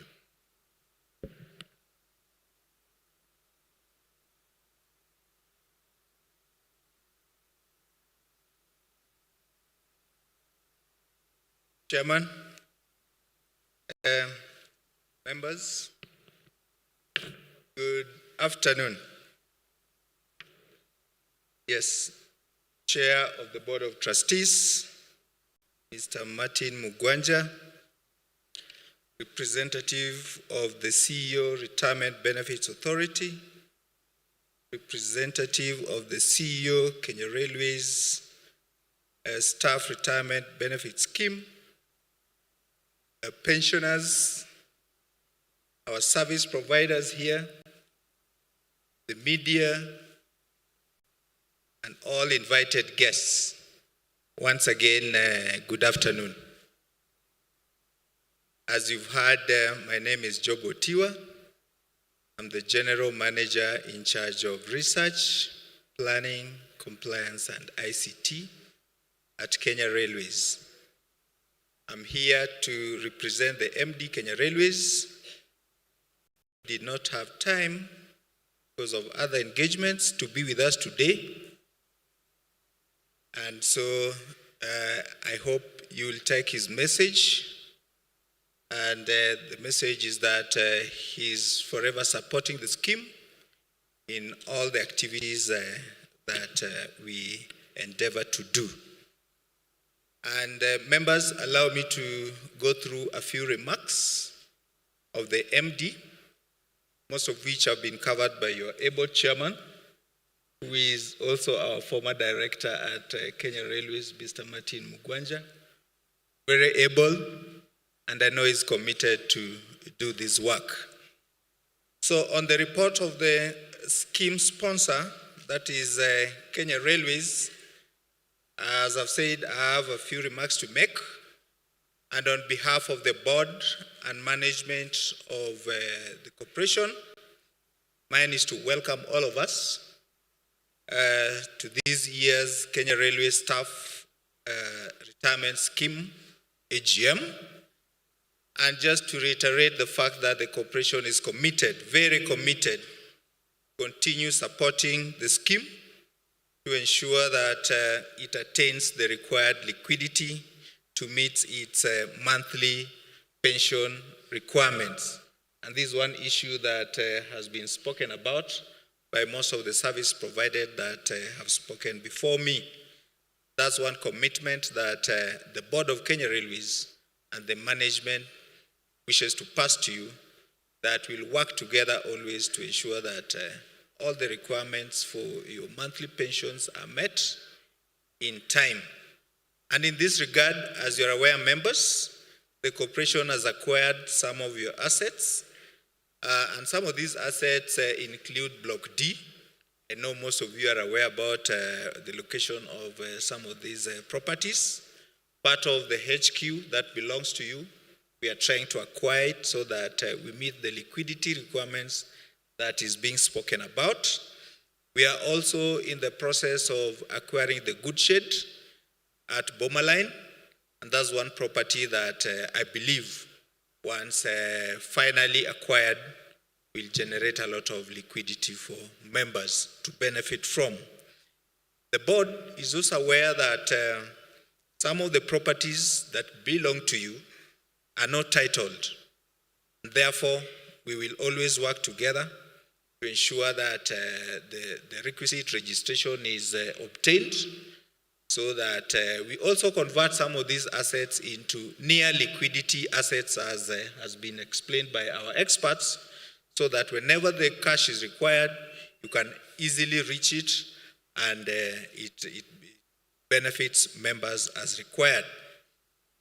The Board of Trustees has always submitted reports to us.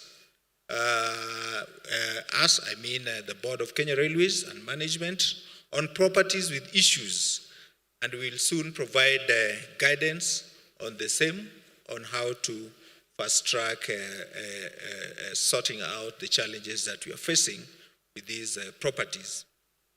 We are aware that the government is also interested in some of our properties as pensioners, and the board will ensure that we get the right value for the investment whenever they want to acquire such property.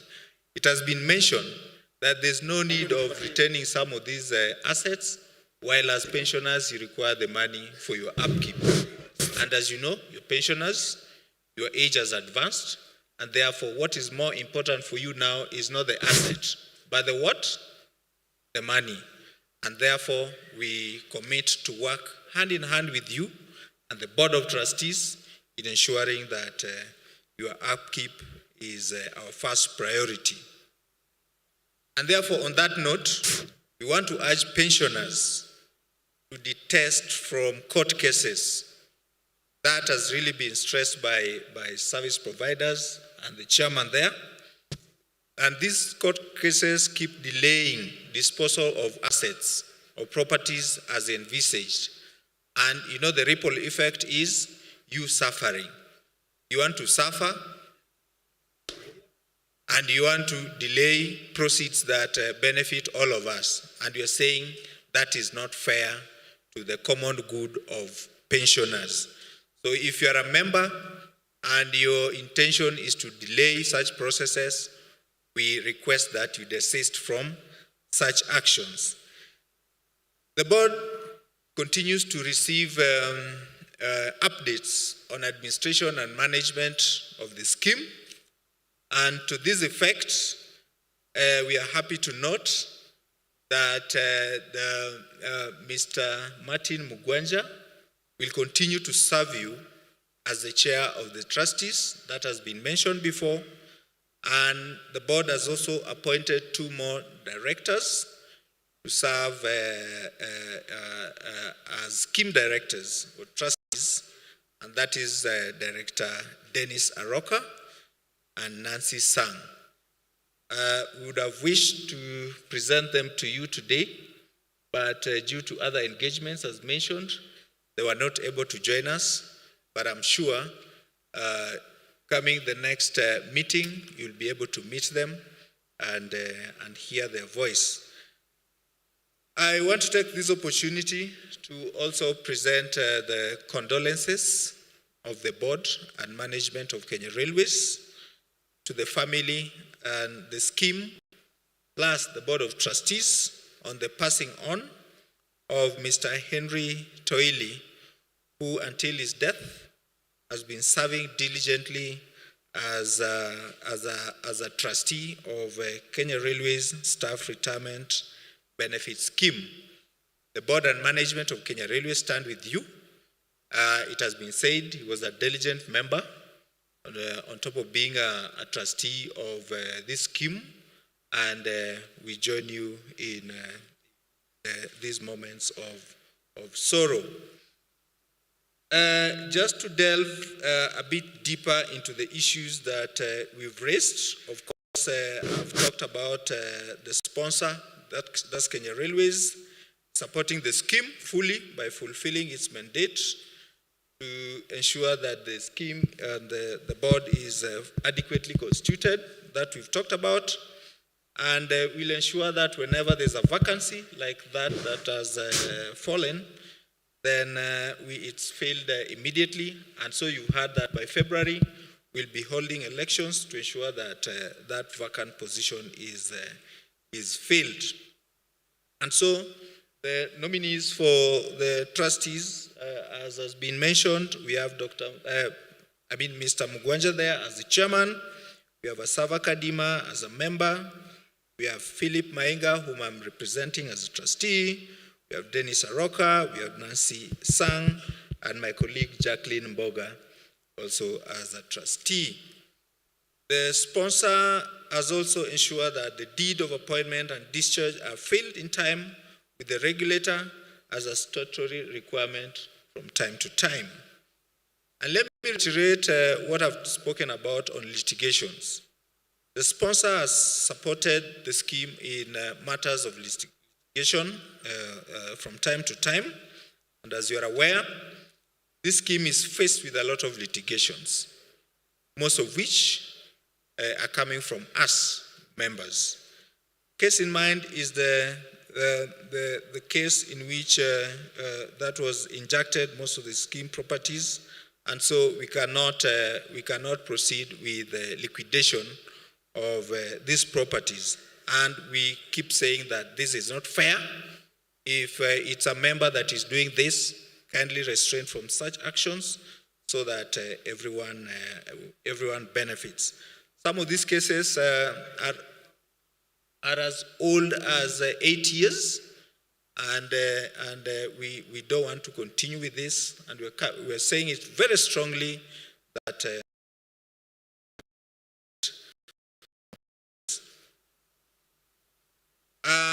we know that such cases have been reported to the national government, different offices, but we urge all of us to always seek internal indulgence of the trustees and Kenya Railways before we proceed to share information with the rest of the government. And on disposal of scheme properties, I want to repeat that, as you all know, the scheme is asset rich, as has been mentioned, but cash poor. And that is not a state that we want to continue in. It has been repeated severally by the speakers who came before me. Liquidation of land is always, it faces a lot of hurdles, and these hurdles are initiated by fellow pensioners, and in this regard, the sponsor has expressed interest in purchasing land from the scheme for the Nairobi Railway City project, so that we deal with the issue internally, with disposal around Kenya shillings towards purchase of Block D, and another 50 million for the purchase of goods shed. I repeat, 50 million for the purchase of Block D, and another 50 million for the purchase of the goods shed. These are some of the efforts that we're making. I know it might not sound enough, but by and by, we always try to work. I don't want to talk so much about that because most of the issues were comprehensively covered by the chairman. For now, I just want to wish you well. We'll have a session for questions. If you have any, you might direct it to us so that we respond accordingly. With that, I thank you all for coming. I thank the chairman, Board of Trustees for organizing this, and may God bless all of us. Thank you.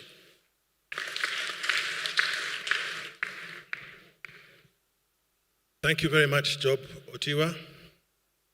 Just one quick correction is that the payment received for Block D was an advance on rent.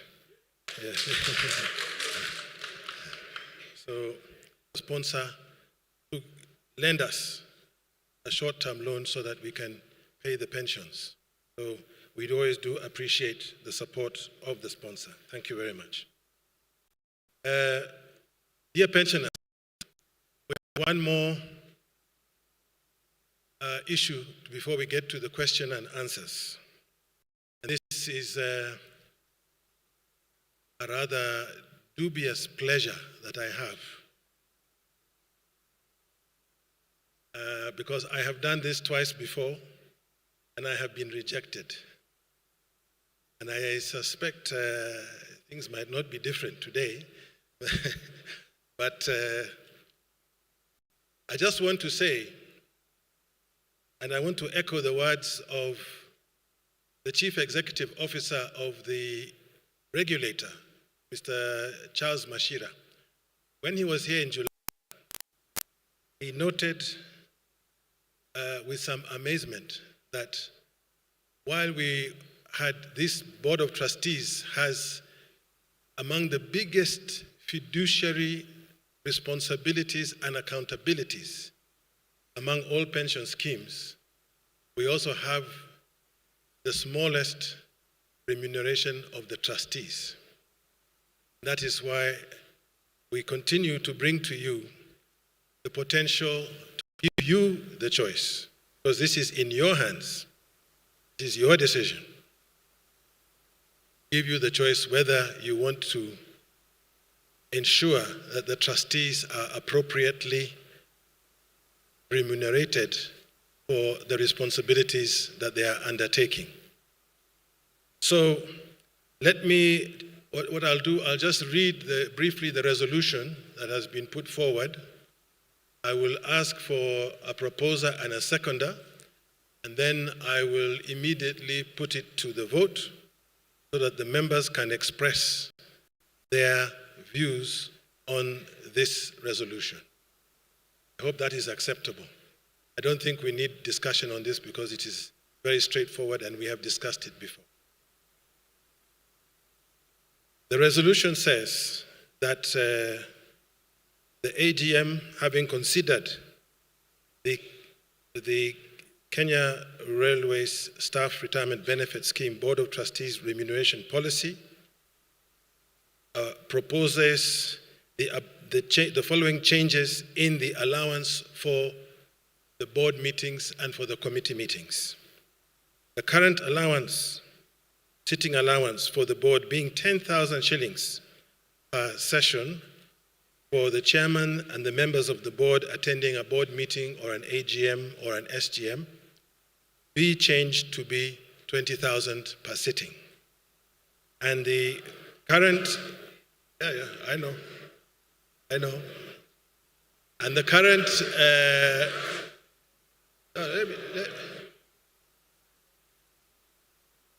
members, I think you will have an opportunity to vote on it. Let me read it. Let me read it so that you can know what you're voting for or against. And the current remuneration for attending a committee meeting being 10,000 shillings be changed to 12,000 shillings. Now, so I think before we have the vote, we have to know that has this resolution been proposed and seconded. So I need a proposer and a seconder, please. Yeah.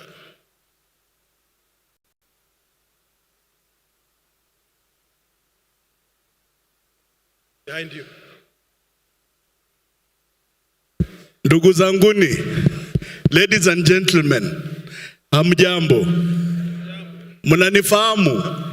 Mimi naitwa Matthew Tuikong.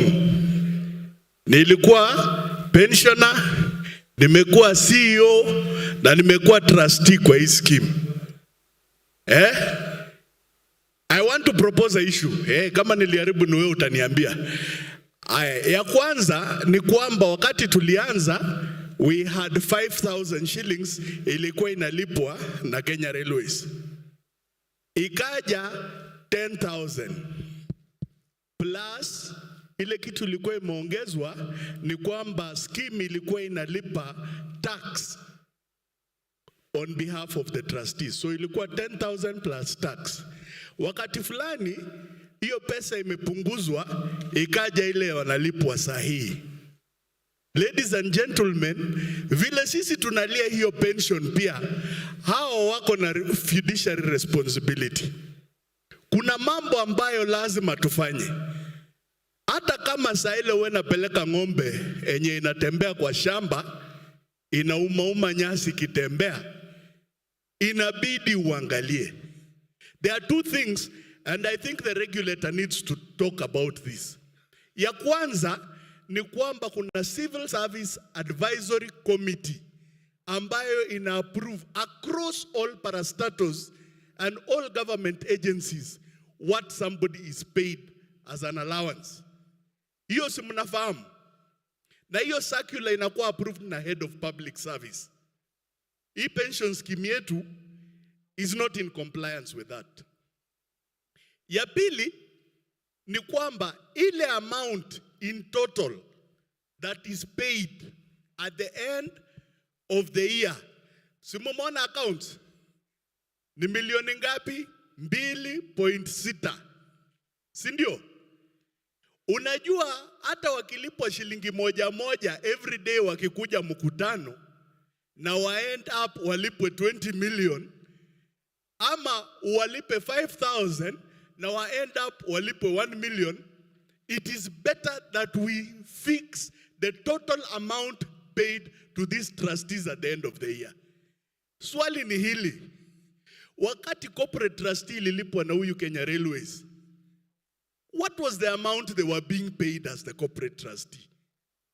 Now walitupeleka nyuma 6 months in arrears. So allow me to be the advocate for once. Unajua trustees huwa wanasema tunaomba hii, alafu proposer, sekonda, inueni mkono, na nyinyi wote mnasema nini? Kama hatujalipa pension, kaeni. Naomba tofauti moja leo. Si ndio wazee? Na namalizia nikipropose. Nina propose hivi wazee. For once, sema ndio. Alafu uone kama hao hawatasema ndio, saa ile si tunataka twice our pension. Kwa sababu that is also what we want.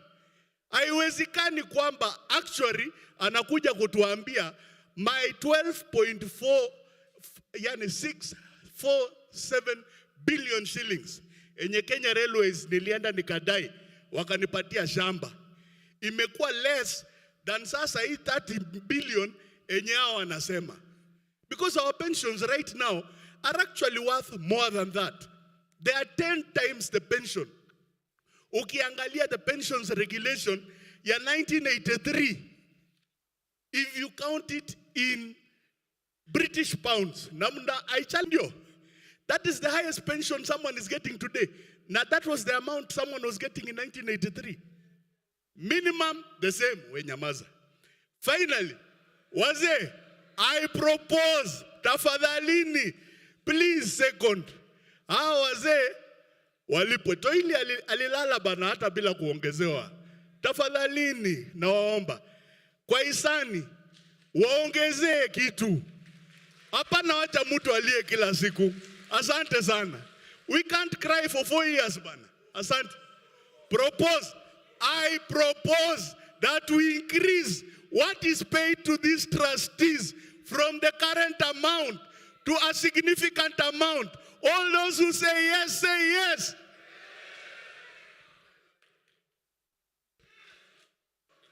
Thank you, but we have to have a seconder first. Can we have a seconder, please?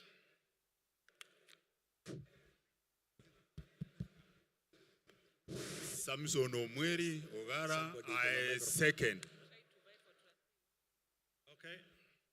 We have had a proposer and a seconder. A seconder is here. Yes, a seconder is here. I propose we go. Can you check over here? Immediately to voting.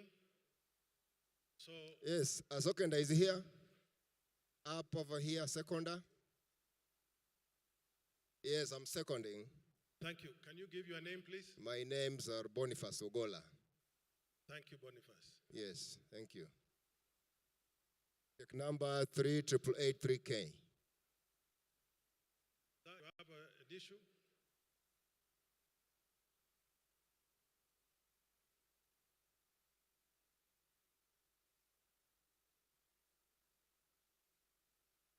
Okay. I would like to, I thank you very much for the support, but let us do it properly. Let's do it properly. Let us see now. All those who are in favor, please raise your hands in favor of changing the remuneration of the trustees.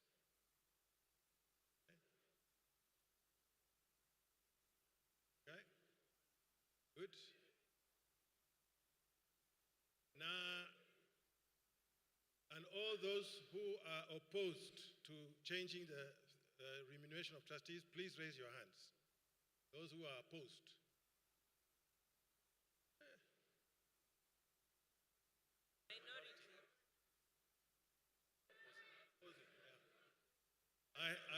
asked for independent assessment plus my own assessment, and my assessment is that the majority is for changing the things.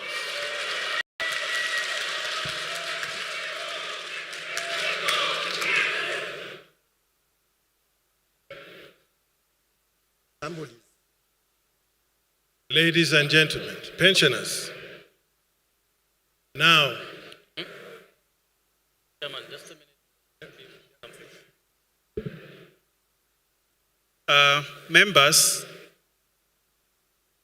Members, I just wanted to mention something. There is a new guideline which has been gazetted this year, which recommends that for a scheme above 10 billion, the maximum is 40,000.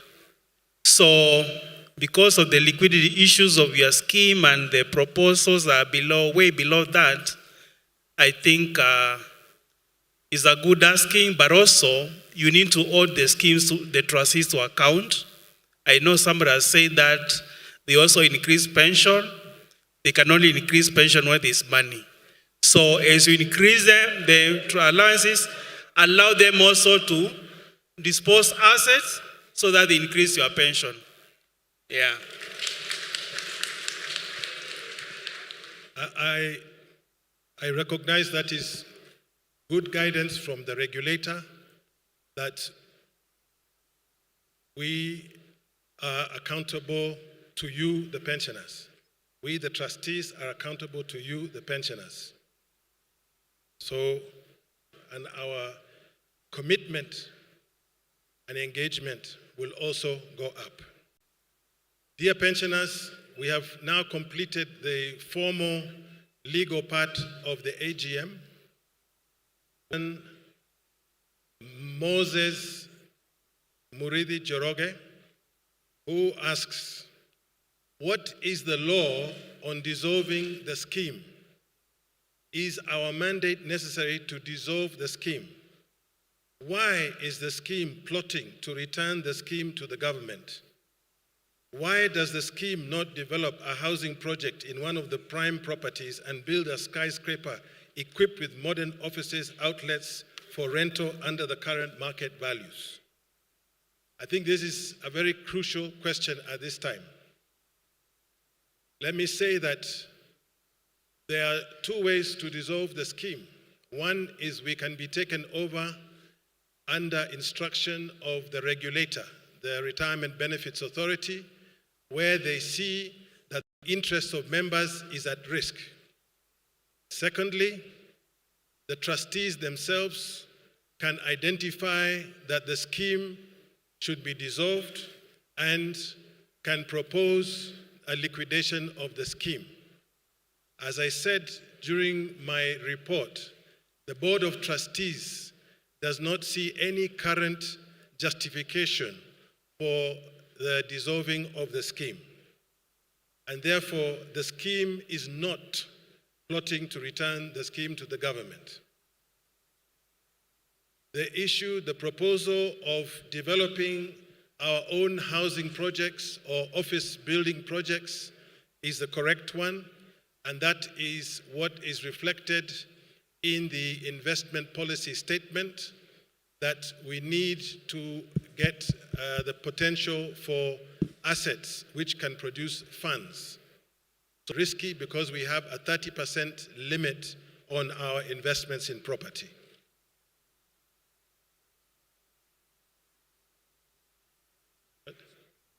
Both of them.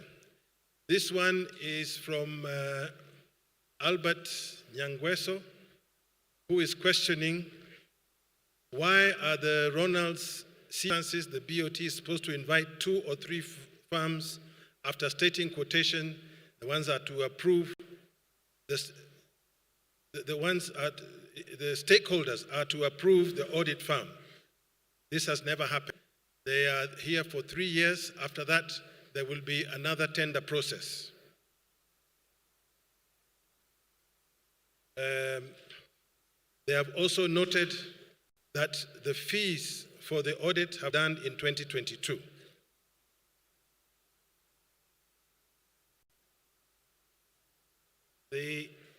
Next question. This one has brought 7 questions. Okay.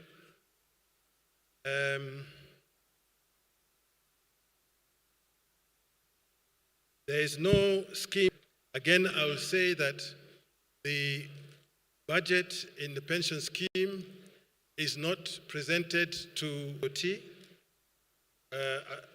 What we will do, however, is that we have a budget for the year 2023-2024. Question relates to the loss on the disposal of Mowbray Court, which I had referred to in the AGM of 2022, but I will summarize it again. The tender process proceeded by the corporate trustee up to the point where an award letter was issued while the property was still under court injunction. The buyer then there was then a case that was made which went to arbitration. Erroneously sold the land when it was, or tried to sell the land when it was actually under injunction. And this led to a significant loss by the scheme. Another question is, the estate demolition costs have been increased, structures from being erected. What measures is the BOT taking? The BOT, as I informed, has set up a task force, including trustees and management, which is moving from estate to estate, whether it's Makongeni, Landimawe, Mudhurwa, Ngara, etc., and addressing repairs and maintenance that have increased from year to year. Are these maintenance done on the scheme estate houses or on the offices? That repairs and maintenance covers both, as when we can afford, but we have a significant amount of arrears in the RBA levy of 30 million shillings because for several years during the corporate trustee, the levy was not being paid. To liquidate properties, and we are addressing outstanding policy issues which have not been resolved in the past. So those are the questions from Mr. What is his name? Albert. 12 questions. When will monthly pensions be stable? They will be stable when we have adequate liquidity. And that's why we need to financial assets. When much arrears as we can. We have started this year in September to pay the 1,000 shillings increment of 2017, which was never paid.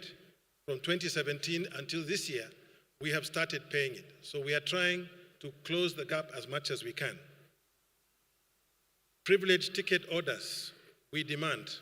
That is not a demand that the scheme can answer. It is a demand to be made to Kenya Railways, which we always do, but the situation is not easy. Across the board pensions, because we have a greater number or value of assets compared to our liabilities, the amount of pensions to be paid. But we can only do that when we get the liquidity. Implemented for us up to now. What I can say is the delays in pension have been reduced. They are still there. We have confirmed now that we have an investment policy statement, which we did not have. We have started paying the 1,000 shillings increment. That one, I think what we want to do first is to address the issue of minimum pensions and pension increments before we start adding to the pensions of the beneficiaries. How many pensioners are we? I think we've said it's 8,550. How much do you spend monthly to pay pensioners? If we are paying just the existing pension, it is about 79 million shillings per month. But then, of course, our money from the sale of Matumbatu and other debtors tell us. I think if you read in the financial statement, as I mentioned, we have given a full page in the financial statement. It is, I think, note 14. explaining for each of the sales that were done, the balance which is not been paid to us and why it has not been paid to us. It is written there in the audit report and the financial statement. We should raise the traveling allowance because going to Luanda costs 3,000 they're allowed to give. So we're happy to give that. But thank you, the pensioners from Luanda, I hope you have heard. The next question has no name. Do your accusers pay damages whenever they lose cases against the scheme, or they have been winning all of them? We have, in only one occasion, I think a few years back, won a case against one of the pensioners where we got a judgment, but the judgment, eviction, payment of arrears, and so on. So our job is to either we get the rent arrears paid or we have the tenants removed. Name and shame the authors of the letters. They are domiciled at Coffee Plaza. I think the pensioners who wrote this letter to them, as pensioners, they are the ones who are putting the scheme at risk. You know who they are. This is a recurrent question at every AGM. Please consider increasing the years for widows and orphans from 5 years to 10 years to take care of the children left behind. I think I've addressed that one already. Do we have title deeds for all our properties? Not yet, but we have identified clearly exactly where the gaps are. I mentioned that there is an ad hoc committee which is working with the Board of Trustees to identify where there are gaps in acreages, that is the size, and gaps in documents. And that report should be ready before the end of this year, and then we shall take up the issue with Kenya Railways. What is the current position on Mudurwa? Mudurwa is one of the properties that is due to be converted from property to liquid assets, but it is a difficult case because of the occupation of the land. That is why it is not in the priority list.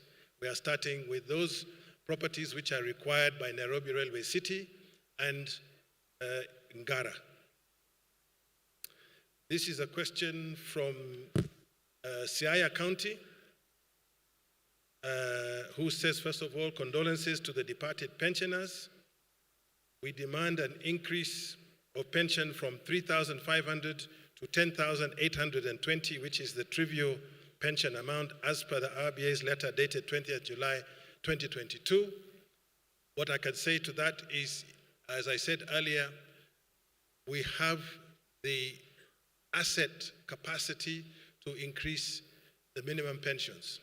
What we do not have yet is the liquidity, but it is the priority. And as I said, the Board of Trustees has already reviewed different options. We have reviewed them in the context of the actuarial report, which tells us how much we can afford to do so without putting the scheme as a whole at risk. And the question which is asked here is indeed one of the issues being very, very closely considered.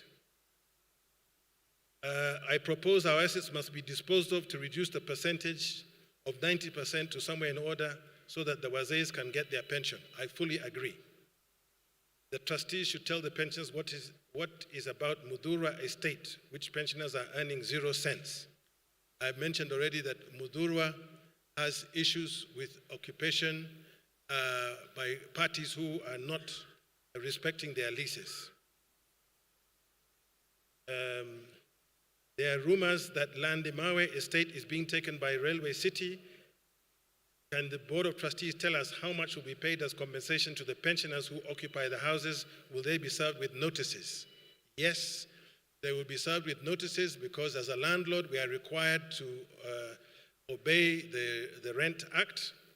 The question of compensation is something that will have to be discussed once there is a specific developer on board, and that developer will have the responsibility of contributing towards the payment of any relocation grants. That was from Siaya. Mr. Ezekiel Lenu I wish to give a chance to speak, to express an opinion concerning pensioners taking cases to court. Stop selling pension property. I agree with you, Ezekiel. Let us see whether we have a moment for speakers. The Good Shed Nairobi is being bought by KRC. KRC has paid a down payment of 50 million. What is the balance? This is from E.T. Nyashiero. The balance will be determined after the valuation has been done and the negotiations have been done for the purchase of the Good Shed. But the 50 million is being recognized in the balance sheet as a deposit that we have received.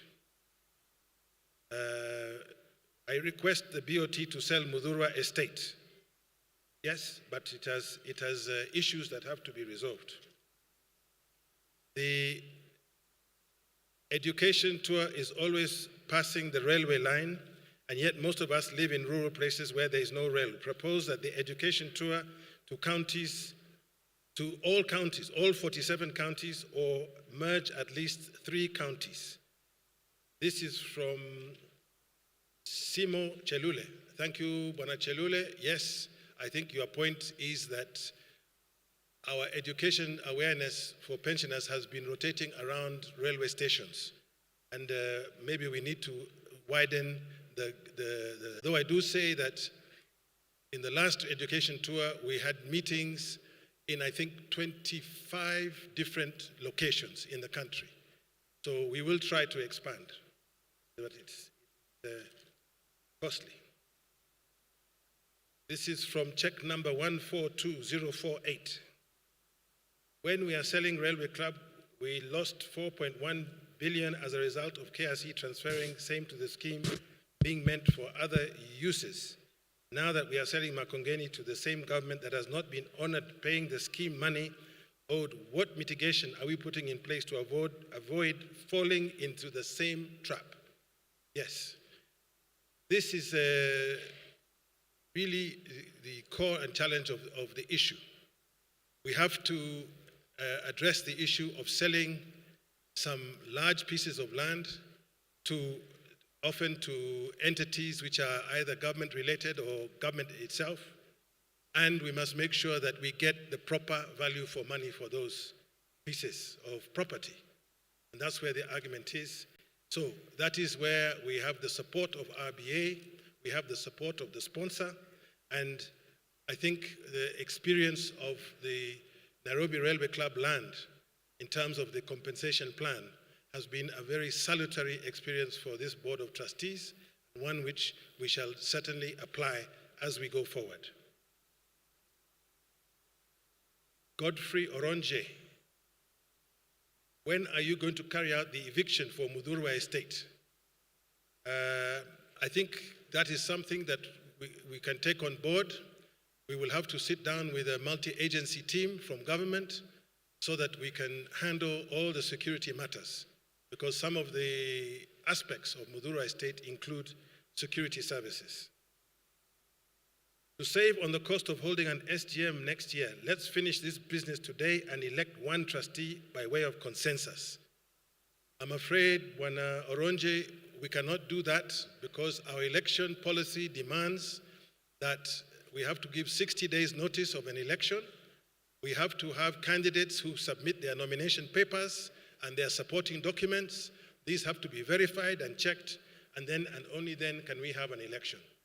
So I'm sorry, I agree it would have been cost saving to do so, but I think we need to do things in the right way so that we get the right result. How much was Block D valued at? We have received different valuations for Block D, and some of them are high and some of them are low, but we are still in the process of negotiating with Kenya Railways. How much was Good Shed valued at? The Good Shed evaluation is still being updated because the one we have is old. Eldoret Railway pensioners. Our resolutions: 1, pensions arrears should be paid in full. Yes, we will pay the arrears in full as soon as we receive the funds. 2, adjustment of the minimum pension. Yes, I think we mentioned that already. Somebody had talked about the minimum pension going up. As I mentioned, that is one of the issues which the Board of Trustees has already discussed. It is our priority to do so. 3, assets to be disposed of in a transparent manner. Agreed. This is something that will have to be done.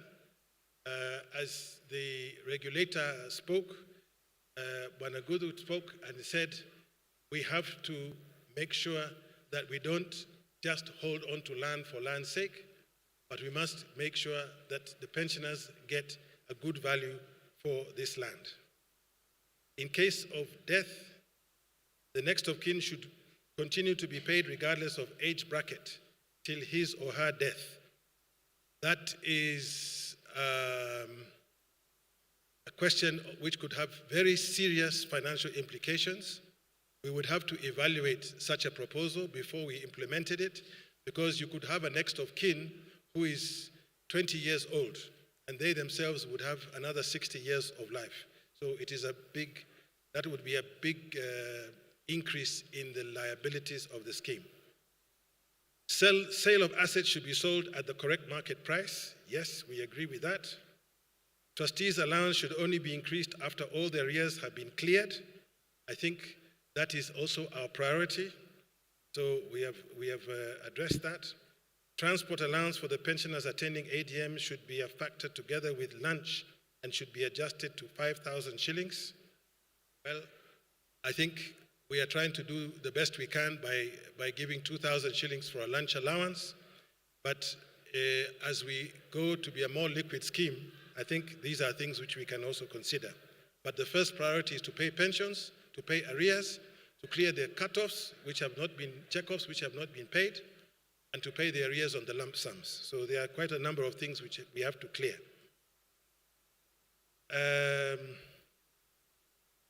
As promised by the MD during the last AGM, all properties belonging to the scheme must have their own title deed. Agreed, and as I said, there's an ad hoc committee who is working on those issues.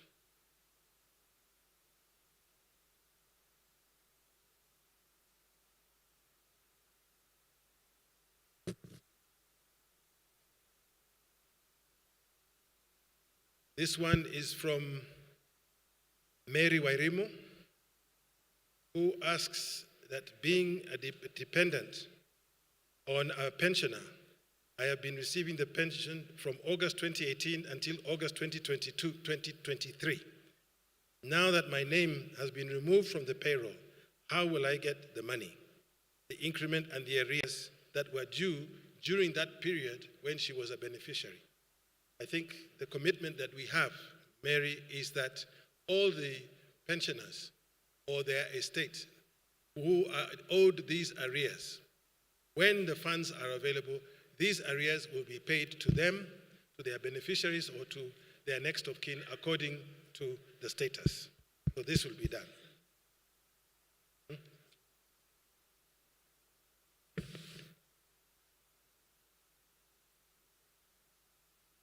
Please, I'm being advised, please make sure that your name is, you have completed the census form as when you were a beneficiary. That entitlement is still there for you. This is from Bungoma branch. What is the reason these people who go to court to block the sale of railway property go cite to these courts?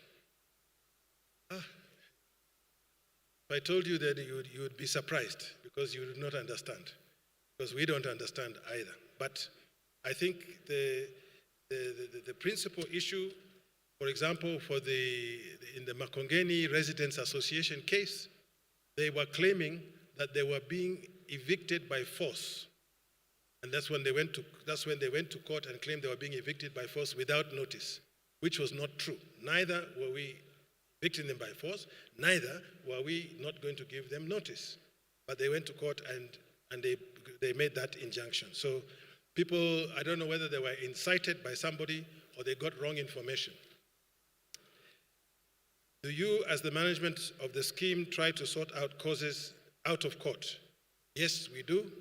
We attend mediation. Our lawyers are instructed to do mediation. and to find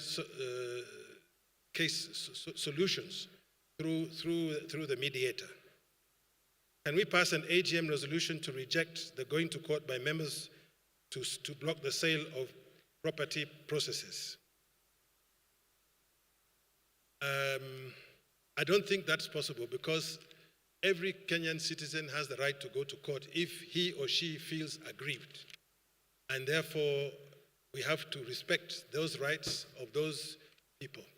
What we need to do as a community of pensioners is to agree that first we should discuss among ourselves and resolve these issues among ourselves before going to court. I think that is what Mr. Jackson Gudu has said and has underlined, and also our fund manager has said.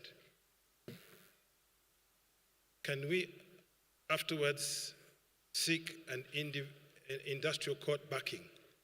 I'm not sure whether the industrial court applies in this case. This is from Ruth Waithira, who talks about an insurance scheme for retirees. The loan carefully at the option of paying the NHIF premiums for all principal pensioners, and in our view, it is affordable because it will not make a significant impact on the ratio of assets to liabilities. Can we have Christmas togetherness or a token for Christmas? I think the most important thing right now is that we pay the pension for November, so that is our first priority. But we will make every effort to do that. Bank loans are not available for delays in pension payments. That we have taken bank loans as a scheme to clear pension payments. As you know, in the beginning of 2020, the scheme took a loan of more than 800 million shillings to clear the arrears at that time, which were, I think, up to like 11 months of pension. More recently, we have taken a loan from KCB as a bridging loan, where we need to clear, add to our rental income so that we can pay the pension at a particular moment. But of course, those loans have to be repaid. So the repayment also eats again into our income. I think the other questions are more personal. Let me move on.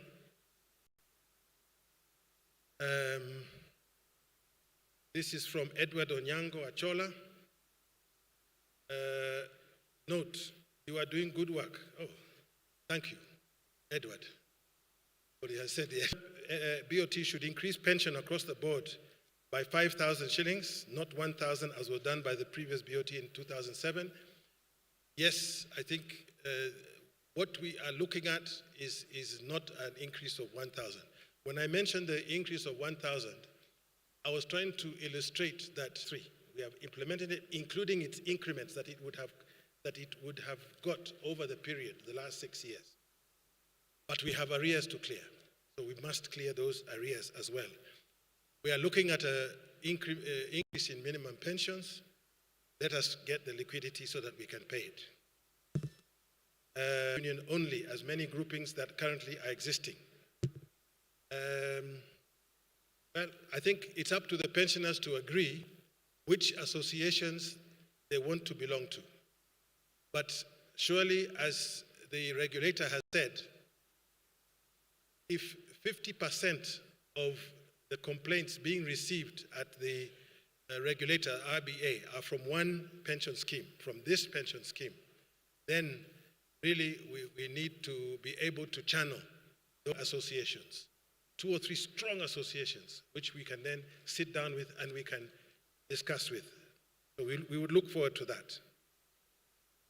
All court cases to be withdrawn to make it easy, we agree. The BOT to follow up payment of the railway club so that the same is paid minimum in 4 installments instead of the current 200 to 250 million. Well, as you know, this compensation plan is being managed by the National Treasury, All of you are aware about the current situation in terms of government revenue, and so that is our constant negotiation with them. Thank you.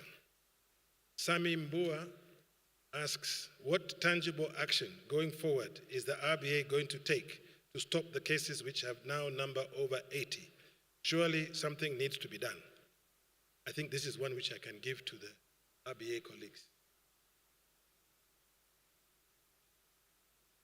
Daniel Magero asks, the sponsor has indicated, page 1. Pension increment adjustment of 1,000 shillings. The implementation of this left out a section of the pensioners, namely the deferred pensioners who are not on the pension payroll in May 2017. This exclusion of a section of members is unconstitutional, as it is discriminatory. The TDR also provides that the BOT shall not make a decision that will make a member to lose a benefit. What reasons did the BOT exclude a section of members in payment of the 1,000 shillings increment? Okay, this is from Daniel Magero. I think, Daniel, you've raised an important point here. We were focusing initially on addressing the pensioners who had been promised 1,000 shillings in May 2017, and that meant all the active pensioners at that time. What Daniel is saying is, but the deferred pensioners, are they also not entitled to the same? So Daniel, I request, wherever you are, but please give us the opportunity to review this and come back to you with that on that issue. The second question, the sponsor has indicated his intention to purchase some parcels of land off the scheme. Already some funds have been deposited. What is the total market value of the land the sponsor intends to purchase? I think that one, as I said, we have varying valuations for Block D. We were also going to do a fresh valuation for the Good Shed area so that we have up-to-date valuations on that. Why are we not getting yearly statements? We now have the new pension management system, which allows every member to go to the members portal and get to access their account and to see there all the payments which have been made and which are due to them. Why are security staff engaged for only 3 months, unlike the other staff who are engaged for 12 months? I think this is an internal matter for the management to deal with. I'm not sure that it's a matter for the pensioners. Why is appointment letters not given to these security staff? Okay, I think the CEO, I'll pass this one to you. This one is for your business. Have you negotiated the value of the 2 parcels of land being acquired by Kenya Railways Block D and Good Shed before they started paying? We have not finished those negotiations, no. We are still ongoing, and we intend to finish those negotiations using the valuations which are available on the market. This is from Ben Ogal. Please increase our monthly pension twice. Those earning 4,000 to be given 8,000, those earning over 20,000 to over 40,000. This is because our number of pensioners has drastically reduced owing to natural causes. The number has reduced, and sooner we will all be dead and none will get our money, since even our children are above 21 years of age. I think this is exactly touches the core issue that we do not have time to waste. We have to move our property assets into financial assets as quickly as possible, so that when they're in financial assets and with the support of the actuary's report, we can decide how to respond to additional pension benefits without compromising the safety and security and the sustainability of the scheme to reach the last pensioner. That is the challenge. I think the suggestions are welcome. He also suggests sell more assets to increase our pension. Read. Some more. Yes, I will give the chance. after we finish more of these questions. Thank you. What is the problem of liquidation? This is a song we hear in every meeting, in every AGM. This is a message from Manyala Awo. I think Manyala is correct. The last 3 meetings that I have been here, it has been the same story. We need to liquidate. We are not liquidating enough. We have done better. We are closing the gap.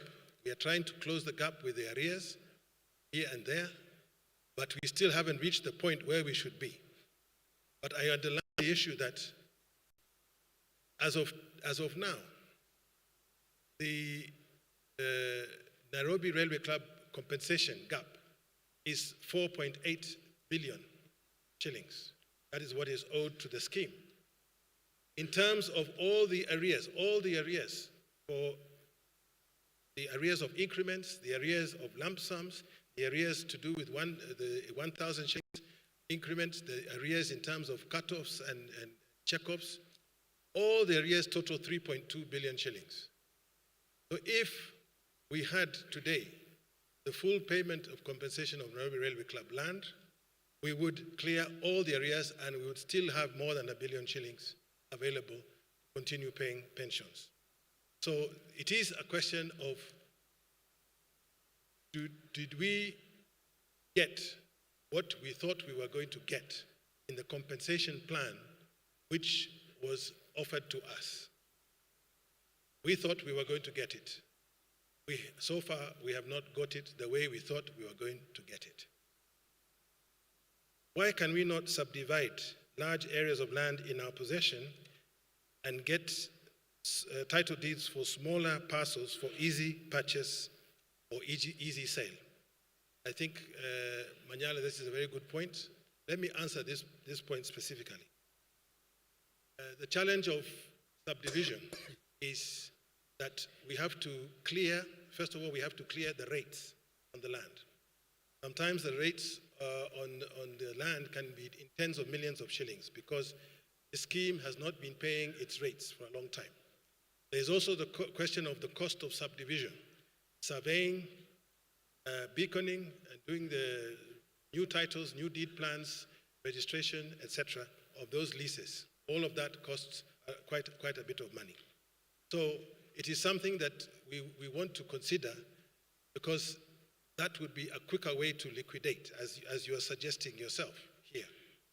But the question is, do we have the resources to invest in subdivision in order that we can then get back money through quicker sales? We are stuck in terms of even the liquidity to do that. But Manyala's ideas are good. Why doesn't the scheme allow mail voting for pensioners who cannot make it to Nairobi? I think this is from Mr. or Mrs. Ogunde.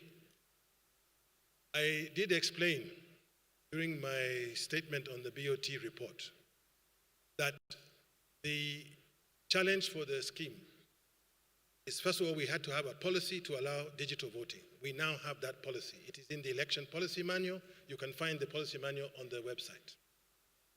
But secondly, we need to have a digital voting system that is appropriate for our scheme. When I say appropriate for our scheme, what am I referring to? Many of our members do not have smartphones. They do not have screen phones.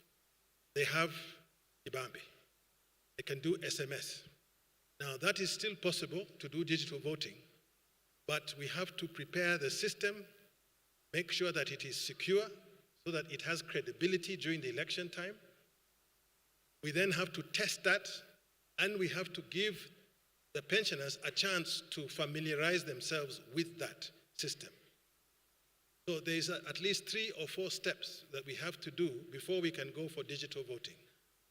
And at the same time, we have been planning to do that when we have the resources, but then we have been so suddenly and so sadly caught by our loss of Henry Toili, and we cannot delay it.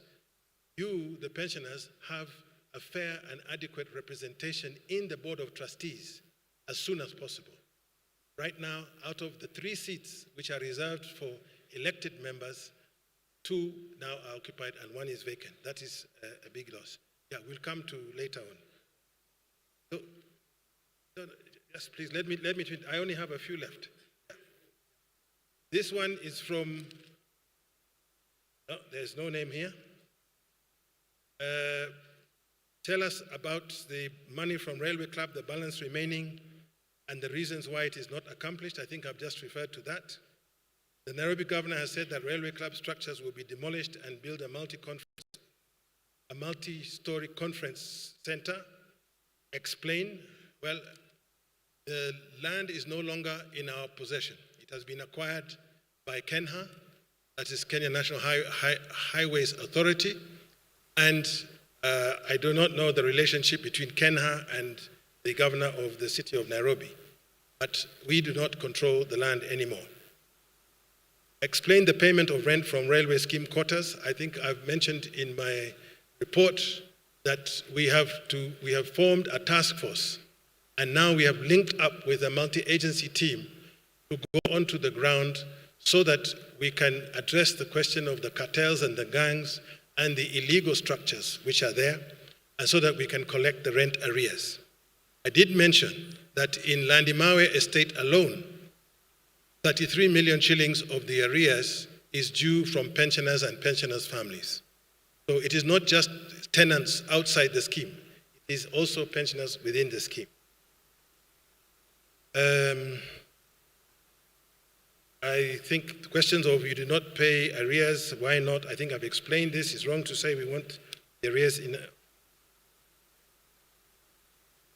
We have moved around the railway scheme quarters and discovered that illegal structures are on site. Explain who authorized the construction and does the money collected go to the scheme's account?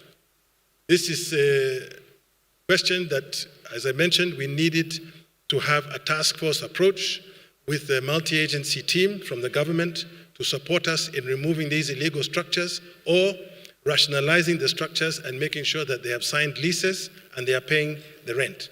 So that is going on. All pensioners want an identity card from the scheme with a picture for identification. Okay, that's a new request. I think we will look at that and see what is the utility of that and the cost. Give us reasons why we cannot demonstrate to claim our rights. We are tired. I think the reason, I think, is that we here, that is the service providers, the Board of Trustees, the sponsor, the regulator, we have faith that we can resolve this issue. If we work together, we can resolve this issue. Demonstrations by themselves can create a lot of heat and light, but at the end of the day, the resolution of these issues will have to be done on the table with the responsible authorities taking up their responsibilities, respecting their agreements, and doing the right thing. That I think can be done even without demonstrations. Who are the task force of rent collection? I'll give that question to the CEO, who will answer that question. You have a cow and it has a calf. You are milking it. You decide to sell it. You sell together with the calf to the willing, so give us the title deeds and our arrears. You can leave a calf alone during the lactation period and sell the cow, so both one sold to avoid inconvenience. Give us the title deeds and all the arrears. Thank you and good festive season. That one, I think, have to be interpreted for me. These are repeat questions. Okay. So I think we have tried to answer as quickly and as directly as possible a number of the written questions. But I think now it is 1:20. I think we should give maybe 3 or 4 of the pensioners the opportunity to speak. I've already seen two people here have already raised their hands.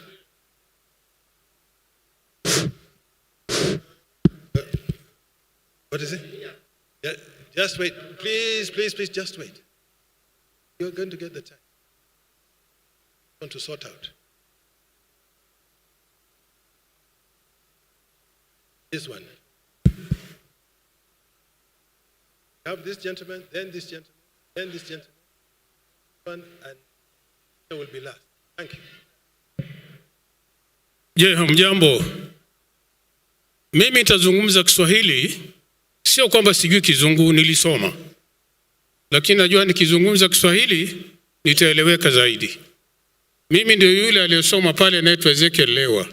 Ijapo mwenyekiti hilo jina hakulelewa, nafikiri hawajalisikia. Mimi ninasema hivi. Jambo hili la watu kwenda kotini tumelizungumza miaka na miaka na miaka. Imekuwa ndugu, ni kansa hii. Na mimi najua halitaachika. Kwa sababu gani? Hawa ambao wanakwenda huko kotini wanazo sababu, na nafikiri wanafaidika katika hizi estate zetu.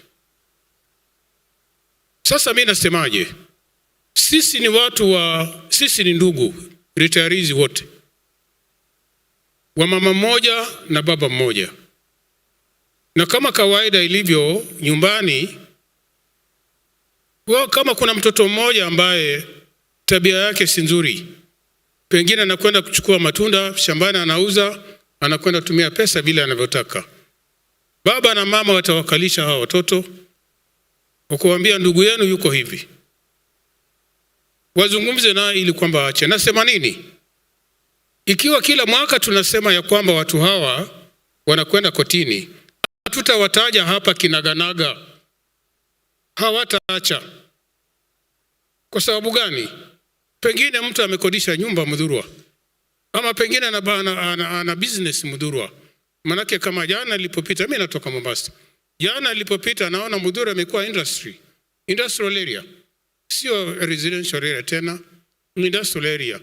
Sasa ikiwa mtu ana biashara yake pale Mudhurwa, anaona ile Mudhurwa ikiuzwa biashara yake hatapata, pengine amekodisha nyumba lakini hakai hapo, amekodisha ile nyumba, amesublet, anapata faida zaidi kuliko ile pension yake.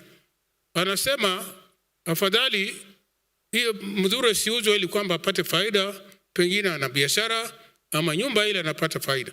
Kwa hivyo Board of Trustees, hii ni kazi yenu. Ikiwa tutaendelea kupelekwa kotini, mimi na walaumu ninyi. Solution lazima mnayo. Tuambieni watu hawa ni kina nani, sisi kama ndugu tuweze kuzungumza nao ili kwamba waache tabia. Tunaumia, wengine tuwazee. Tutapata faida na hizi plot mpaka lini? Mnatuambia kila mwaka tutauza, kila mwaka na hatuuzi.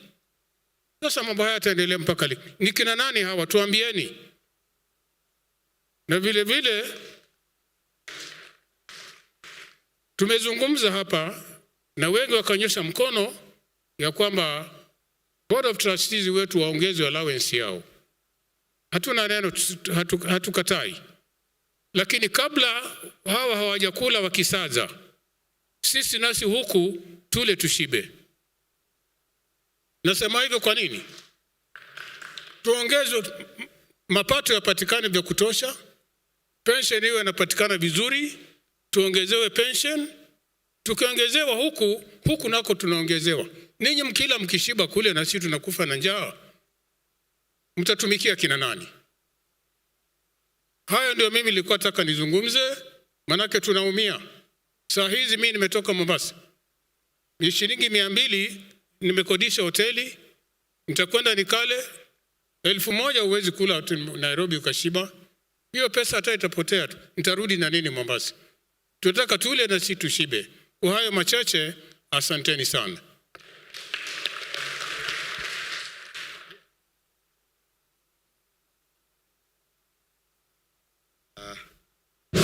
Amjabuni, Bwana Chairman, with a lot of respect, some of us here came from far away. We left yesterday. Most of us don't have anywhere to sleep. It is now almost half an hour past 1. I would ask, with a lot of respect, that if this meeting has to continue, not more than 20 minutes from now. Because we stayed here, we came from far, we are hearing that we are not going to be given accommodation, not even food. Things are like lunch, peke yake. Like now, I'm going now, because where do I sleep? So the more you keep this meeting going on, mind that there are some people of nowhere to sleep and the transport. Amati kweli? Yes.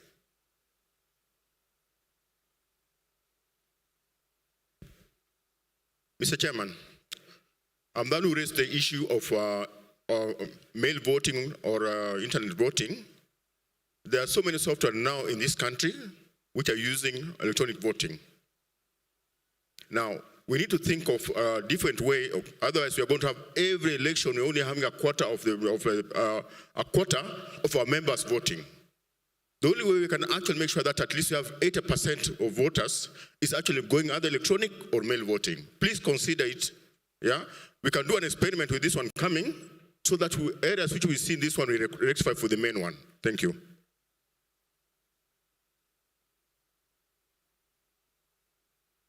Good afternoon, Mr. Chairman. Mine is very simple. We have gotten a very good presentation from the Kenya Railways. They have talked about having paid 50 million. That's a very good idea. And we say thank you very much. But I would also like to thank the auditors. They have done a very good job of recognizing that 50 million.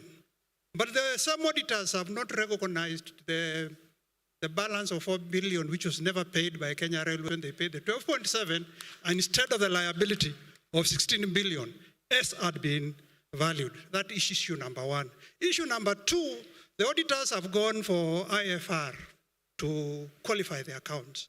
May I also ask the auditors, why haven't they gone to Rule 34(2)(a), which clearly states that pension assets must be valued every 3 years or lesser period. And that is what the RBA Act says. So we have asked that question many times for the last few years. It looks like a trivial question, but it's not trivial. We all know, when we sold the Railway Club, it was valued for 17.1 billion. It is there in the accounts. The auditors have recognized it. You collected only 7.95 billion. The biggest violator of if you look at our accounts, you are saying us you are going to sell. Out of those you are going to sell, we notice you have got 7 billion which you have not collected. Okay, we have got the 5 billion, almost 5 billion, which is all by the National Treasury. But you sold a piece of land recently in Allingham for about 100 and something million. You still haven't collected that money. So it is not just that the problem is with the Treasury. Now, the regulator is under Treasury. The violator is Treasury. They are not giving us interest. We have gotten a very good presentation from COP Trust that they will be getting 18%. The Treasury knows we are supposed to be getting 18%. They are collecting 18%. They are paying 18% to everybody else. They are keeping our money and not paying us. Two, they were supposed to have paid the balance by June this year. That is the balance whichever was pending. They had promised to be paying us 105 million. They never did. They had promised us they will be paying us. They will pay us the balance by now. They have not paid. Whether the government has liquidity or not, it's not our business. It means either they care about the pensioners as a pending bill or they don't care about us. And that is where I am. Because here, we have got pensioners who are earning 3,500. You was asked that question. We have got a directive from RBA which talks about 10,820. It is there on record. Anybody earning 3,500 is not earning is not earning a pension you can live on. The assets are there. Make it arrears. So we have got those issues. Then the other issue is, when we had this very good presentation with the Kenya Railways, which was very beautiful, Kenya Railways indulged us in something called Gulf City. It ended up in a legal case. The scheme, we have paid 545 million or something like that in the legal fees. And the Kenya Railways is here making a presentation or telling us about 50 million. This tendering mess was because of Kenya Railways. We paid a legal bill. Kenya Railways is not, they're talking about 50 million. We should be asking us, when are they going to pay us 500 million? which they put us in a tendering mess. Even the Mulberry Court, we have talked about, we lost 42 million. No, we didn't lose 42 million. We also lost 100 million in legal fees. It is there in the accounts. So, Mr. Chairman, thank you very much. But I think you have got a problem. And we appreciate your problem. But we also have a problem with the communication from you. You don't get enough communication from our elected trustees who are made underground. Like they told us today, they will tell us about pension. Kanyeki seated there, he has not told us about when he's going to pay us our pension. He said that, he will tell us today. So, Mr. Chairman, take care of us. Thank you very much.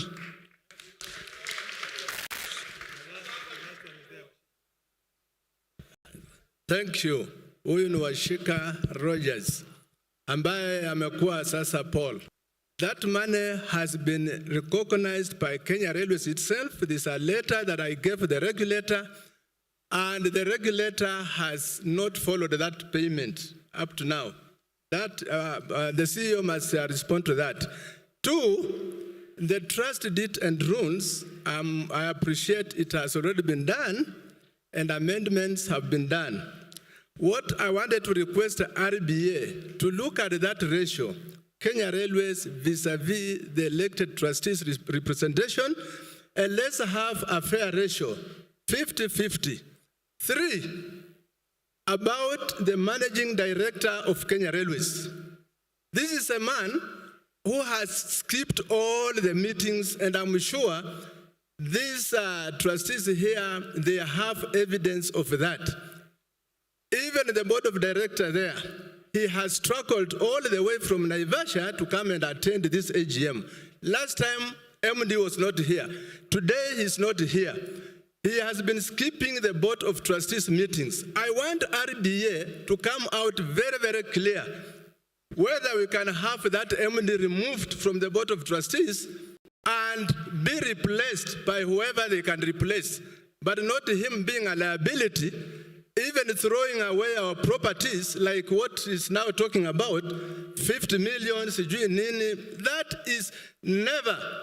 Is he paying the debts he owes the scheme, or is paying what? He owes the scheme over billions and billions of money, which money is already known by the regulator here. And one of that aspect is 2.4 billion. Thank you.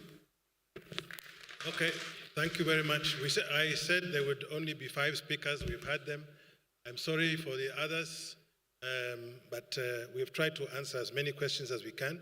Before we close, we have to give a chance to those who have been addressed, particularly RBA. There was a few written questions here that were directed at RBA. I don't know if there's anything for the auditors to answer. No? For the KCB, I don't think so. So maybe I will give it to Jackson Gudu to answer whatever was directed towards RBA.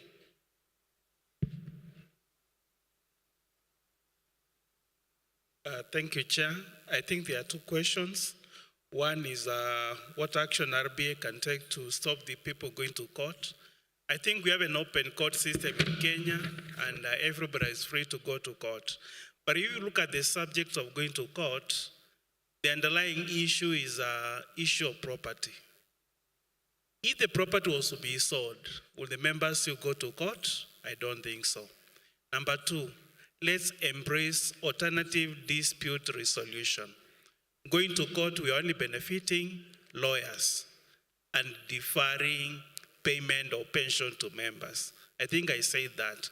So let's know that we are all beneficiaries, and let's embrace alternative dispute resolution. Otherwise, these issues can be dealt in a very brutal way. So let's ensure that we engage one another, resolve issues. You have the Board of Trustees, you have the sponsor. RBA should be there. There's a tribunal before you go to court. Washika, you have raised issues which you mentioned about 2.4 billion. I think there must be a response from us. And if it's not there, we're going to provide that response. On 50% representation, the law is very clear. The defined benefit scheme, the sponsor, at least a third of the members should be representing members. If you can negotiate with the sponsor to see the position, so be it. But you cannot say 50% representation. The last issue, whereby the law is very clear, where a trustee has not attended 2 consecutive meetings should be removed. I think the board needs to look at that and make a decision on that, because a trustee should be able to make a contribution to the affairs of the management of a scheme. So failing to attend not only the trustee who is being mentioned, but another trustee, unless there's a very good reason. And in case the person is busy, let's have a person to come and make contribution to the Board of Trustees. But I leave that to the Board of Trustees. And there's a process which is provided for in the trustee and rules on removal of a trustee. Thank you so much. Thank you. There was a question about the minimum pension payable, and the gentleman just across me referred to trivial pension. Now, I'll explain what trivial pension is. Trivial pension, today if you're retiring and you have X value of your retirement benefits, and because you're in a pension scheme, you're allowed to get up to 1/3. So when your monthly pension is calculated and it's currently 10,820, you would be allowed to get your benefits in full as a lump sum, so that you don't have monthly pension. So that is what is called a trivial pension. So a trivial pension is not the minimum pension payable. In our act, in our regulations, there is no provision of what should be a minimum pension payable, and in a defined benefit scheme, your pension will be dictated by the formula, how long you've been in the scheme and your final salary. So if you are not in the scheme for very long, of course your pension will be smaller. If your salary has a huge impact on what your pension will be. Thank you very much, our colleagues from RBA, for those clarifications. Just wanted to touch on a few of the issues that were raised. What I have learned, which were raised in the verbal questions, I've learned from the members is that I think we need to pay more attention to the case of Mudhurwa. It will require our attention in different ways, and I think we shall address that as we go forward, so that we can have a good report for you about what is happening in Mudhurwa, what are the complications, and how do we deal with it. We may need support from other arms of government. The question of the allowances and the distance involved, as you know, this AGM is being streamed live for any pensioner to see anywhere in the country, or for that matter outside the country. So pensioners can at least observe the AGM from a distance.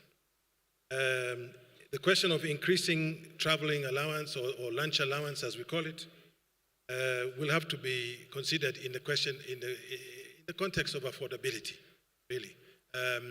As you can see, if we have, right now we have about 1,500 pensioners here at 2,000 shillings for lunch allowance. That is 3 million shillings just for the allowance, never mind any other costs of the meeting. But we understand that pensioners want to participate in the AGM, and many pensioners live far outside Nairobi, so we have to look at that situation and see how we can handle it. We've been asked to try to make sure that 80% of the pensioners have the opportunity to vote. I think that is a good challenge.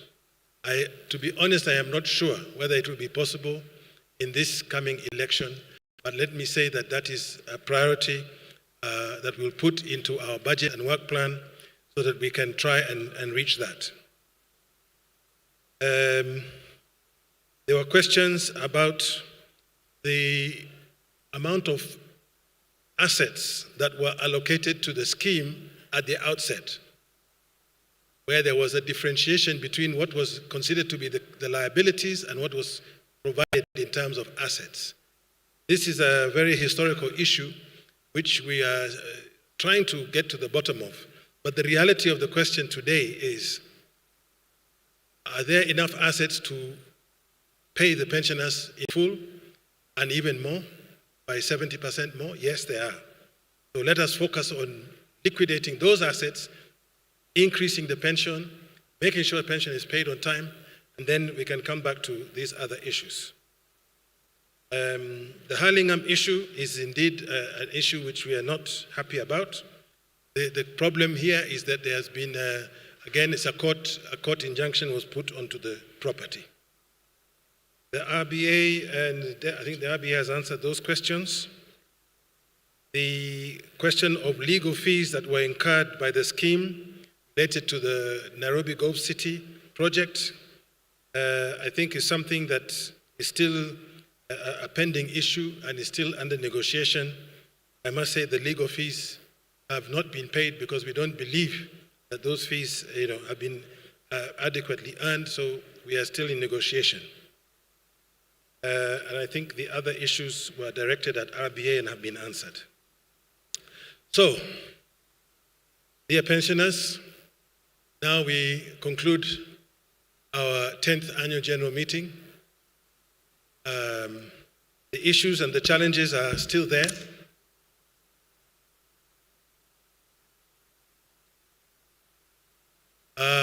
Yes, there was a question about the trustees attending the AGM, and I'm glad to mention that our trustee, who is also a director of Kenya Railways Corporation, Trustee Dennis Aroka, has come to be with us all the way from Naivasha. So thank you, Dennis, for making that special effort. We really do appreciate. We know that you have many responsibilities in Kenya Railways, but you decided to prioritize the scheme. So we thank you for that.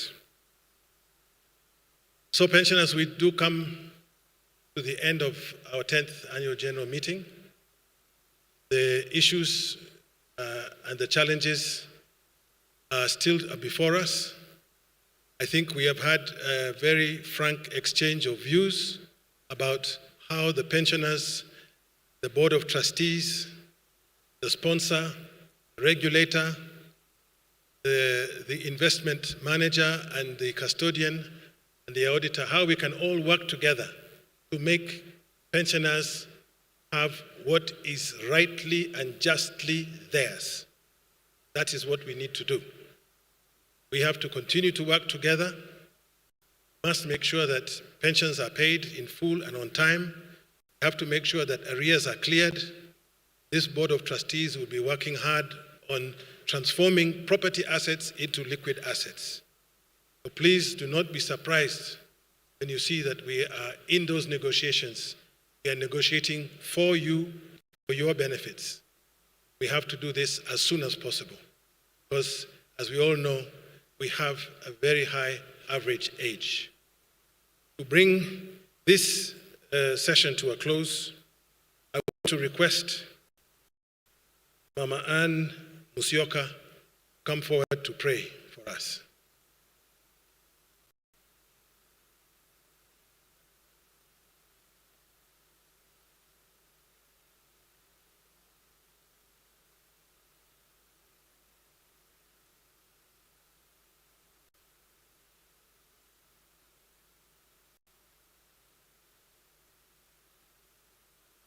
Wenzangu, habari zenu?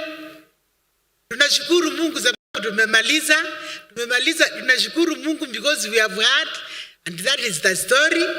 But let me tell you, my brothers and sisters, unless tuombe Mungu wetu atupiganie, we will never go anywhere. And those who are believers like me, let us go and pray. The battle is not ours, it belongs to our God. Tuombe na tushukuru. Biblia inatuambia tushukuru kwa kila jambo. Chairman, thank you very much. You have done a good job. Everybody else here has done a good job. We thank you and we give all the glory and honor to God. Pensioners, thank you for coming. Because kazi ni yetu. Kuja kusikiliza ndio tupange what am I going to pray for. And I think tukutane sisi wenyewe tupange mambo yetu.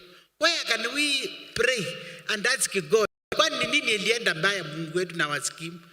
Mnakumbuka tukikutana tukiwa wasichana, wavulana, and we worked very hard. Tumeinua inchi. Sisi kama wafanyikazi wa railways kutoka scratch mpaka leo. Kwa hivyo we should not give up. We should not give up. Vile tunaonyeshana kuja, hiyo inatosha. They have seen the way we come. Amesema number. We are over 1,000. Glory and honor be to God. Let us pray. And I start with thanksgiving. God, we thank you for caring and protecting us throughout this meeting. Thank you for leading and guiding us, my God. Thank you for the sponsor, although he has a question, because akiwa watoto haoni baba, watauliza mama, kwani what has happened to our father? Where is he? So we are asking our managing director, the sponsor, to be with us. We love him, and he should show us the direction. That means at least 1 minute kuja kutuongelesha atukatai. Mungu amuonekanie wherever he is. We praise you, God. We worship you and glorify your name and adore you because of whom you are in our lives. Ingekuwa sio Mungu hatungekuwa hapa. The other time tulikuwa na toilet and he's not with us, and many. But hiyo ni kazi ya Mungu, si kazi yetu. We are here to worship him. We are here to tell him, God, have mercy on us. Because unaweza ukaamuka kwa nyumba yako ukute una chakula. Where else do you go? God, we want to pray to you to dismiss us with your love. Give us journey mercies to our homes. Protect us on our roads.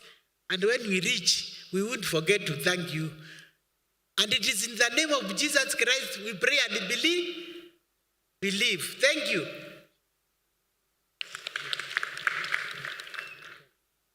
Thank you very much, Madam Musyoka. My apologies, I had forgotten one item on the agenda, which is the vote of thanks. And I would request kindly pensioners, give us 1 more minute for Mr. Isaac Amuma.